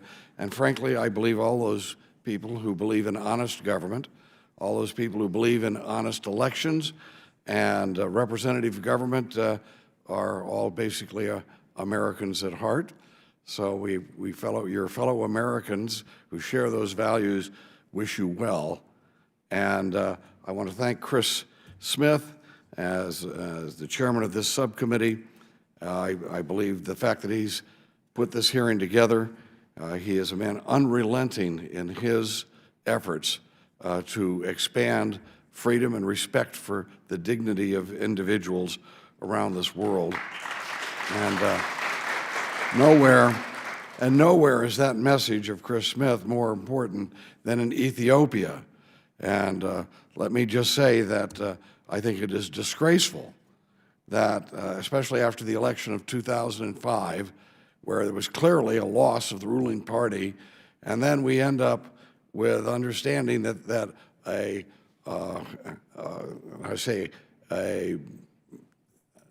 do I want to describe it as? An offensive after the election with military equipment spreads out throughout the country of Ethiopia, and the people of Ethiopia begin feeling oppression immediately after a supposed free election. And the worst part of that is that these people who were out there in their uniforms had American weapons that they were using to repress their own people. This is, I believe that there has to be some level that we Americans have, if indeed we do share, if we really are soulmates with people who love freedom around the world. At the very least, we should say that corrupt regimes that utilize weapon systems from the United States to repress their own people will not be provided those weapons. And so I would renew that today. It's time to eliminate Ethiopia from its ability to purchase and to obtain United States weapons. And okay, so what is the result of all of this? What's going on? The result of this is you have repression, political repression. And how does it manifest itself? 20% of the people of Ethiopia are hungry. They're starving. This is outrageous. This is a country that has every ability to feed itself if it had honest government. And instead, you have a small clique running Ethiopia, and as we've heard the testimony today, a small clique that's corrupt and brutal, and the product of that raping of that country, the product of that is not only repression, but misery and hunger for a large percentage of its people. That's disgraceful, and it's time for the United States. I understand during this whole war against radical Islam, and we have been at war with radical Islam because they are at war with us. Radical Islamic terrorists want to hurt the United States. We have used that as an excuse to form a relationship with a horrible regime. I have to ask you now, if we didn't support this government in Ethiopia that says it's helping us with radical Islamic terrorists, wouldn't just regular people and a really honestly elected government be against radical Islamic terrorism? So there you go. Now let me let you know how I came to understand this issue. I am a surfer out in California. All right, that's what I do. I'm a surfer, and I couldn't help but notice that there was a black surfer who was with me out in the water. Okay, so one of the few black surfers in California is Petros Brahani, who comes from Ethiopia and became one of my best friends. And his family owned a major distillery in Addis Ababa, and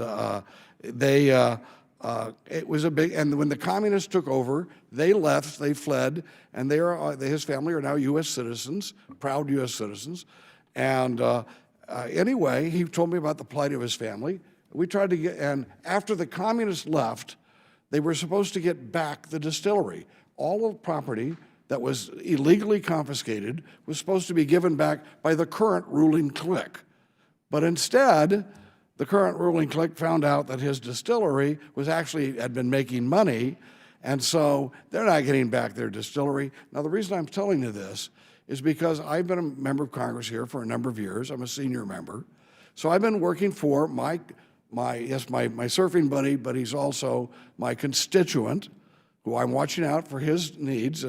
And I was demanding that the Ethiopian government, if they're not going to give back that distillery, at least give him some compensation for taking the distillery. Well, the government there has been so arrogant, they refuse to even consider any type of compensation. I had the Overseas Private Investment Corporation do an analysis to make sure that that claim was a legitimate claim. And they came back and said, yep, we find the fact that Burhani family honestly owns that, and they should be given some compensation for it. Well, and I said, okay, there's going to be no loans guaranteed through the Overseas Private Investment Corporation to Ethiopia until they treat this American citizen right and do justice by him.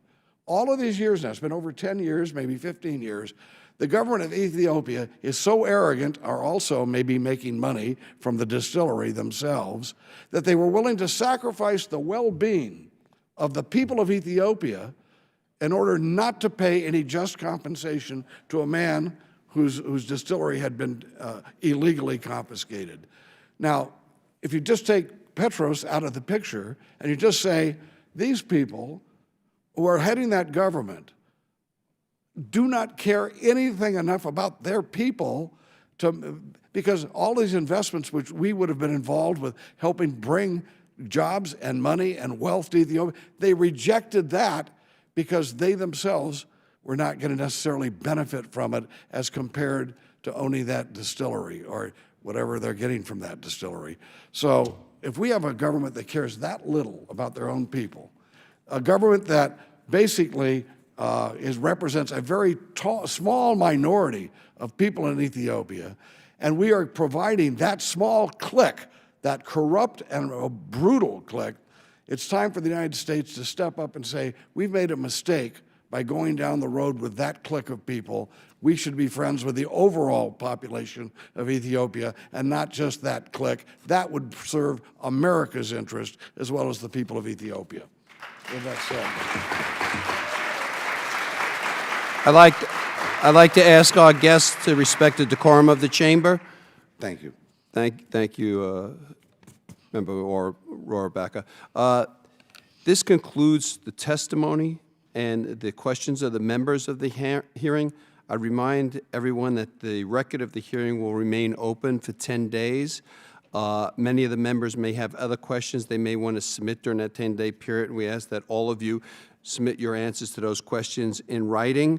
I thank you all for appearing today. I thank you for your testimony. Again, Mr. Dickey, I thank you for sharing your experiences with all of us. The Subcommittee on Africa and Global Health is now adjourned.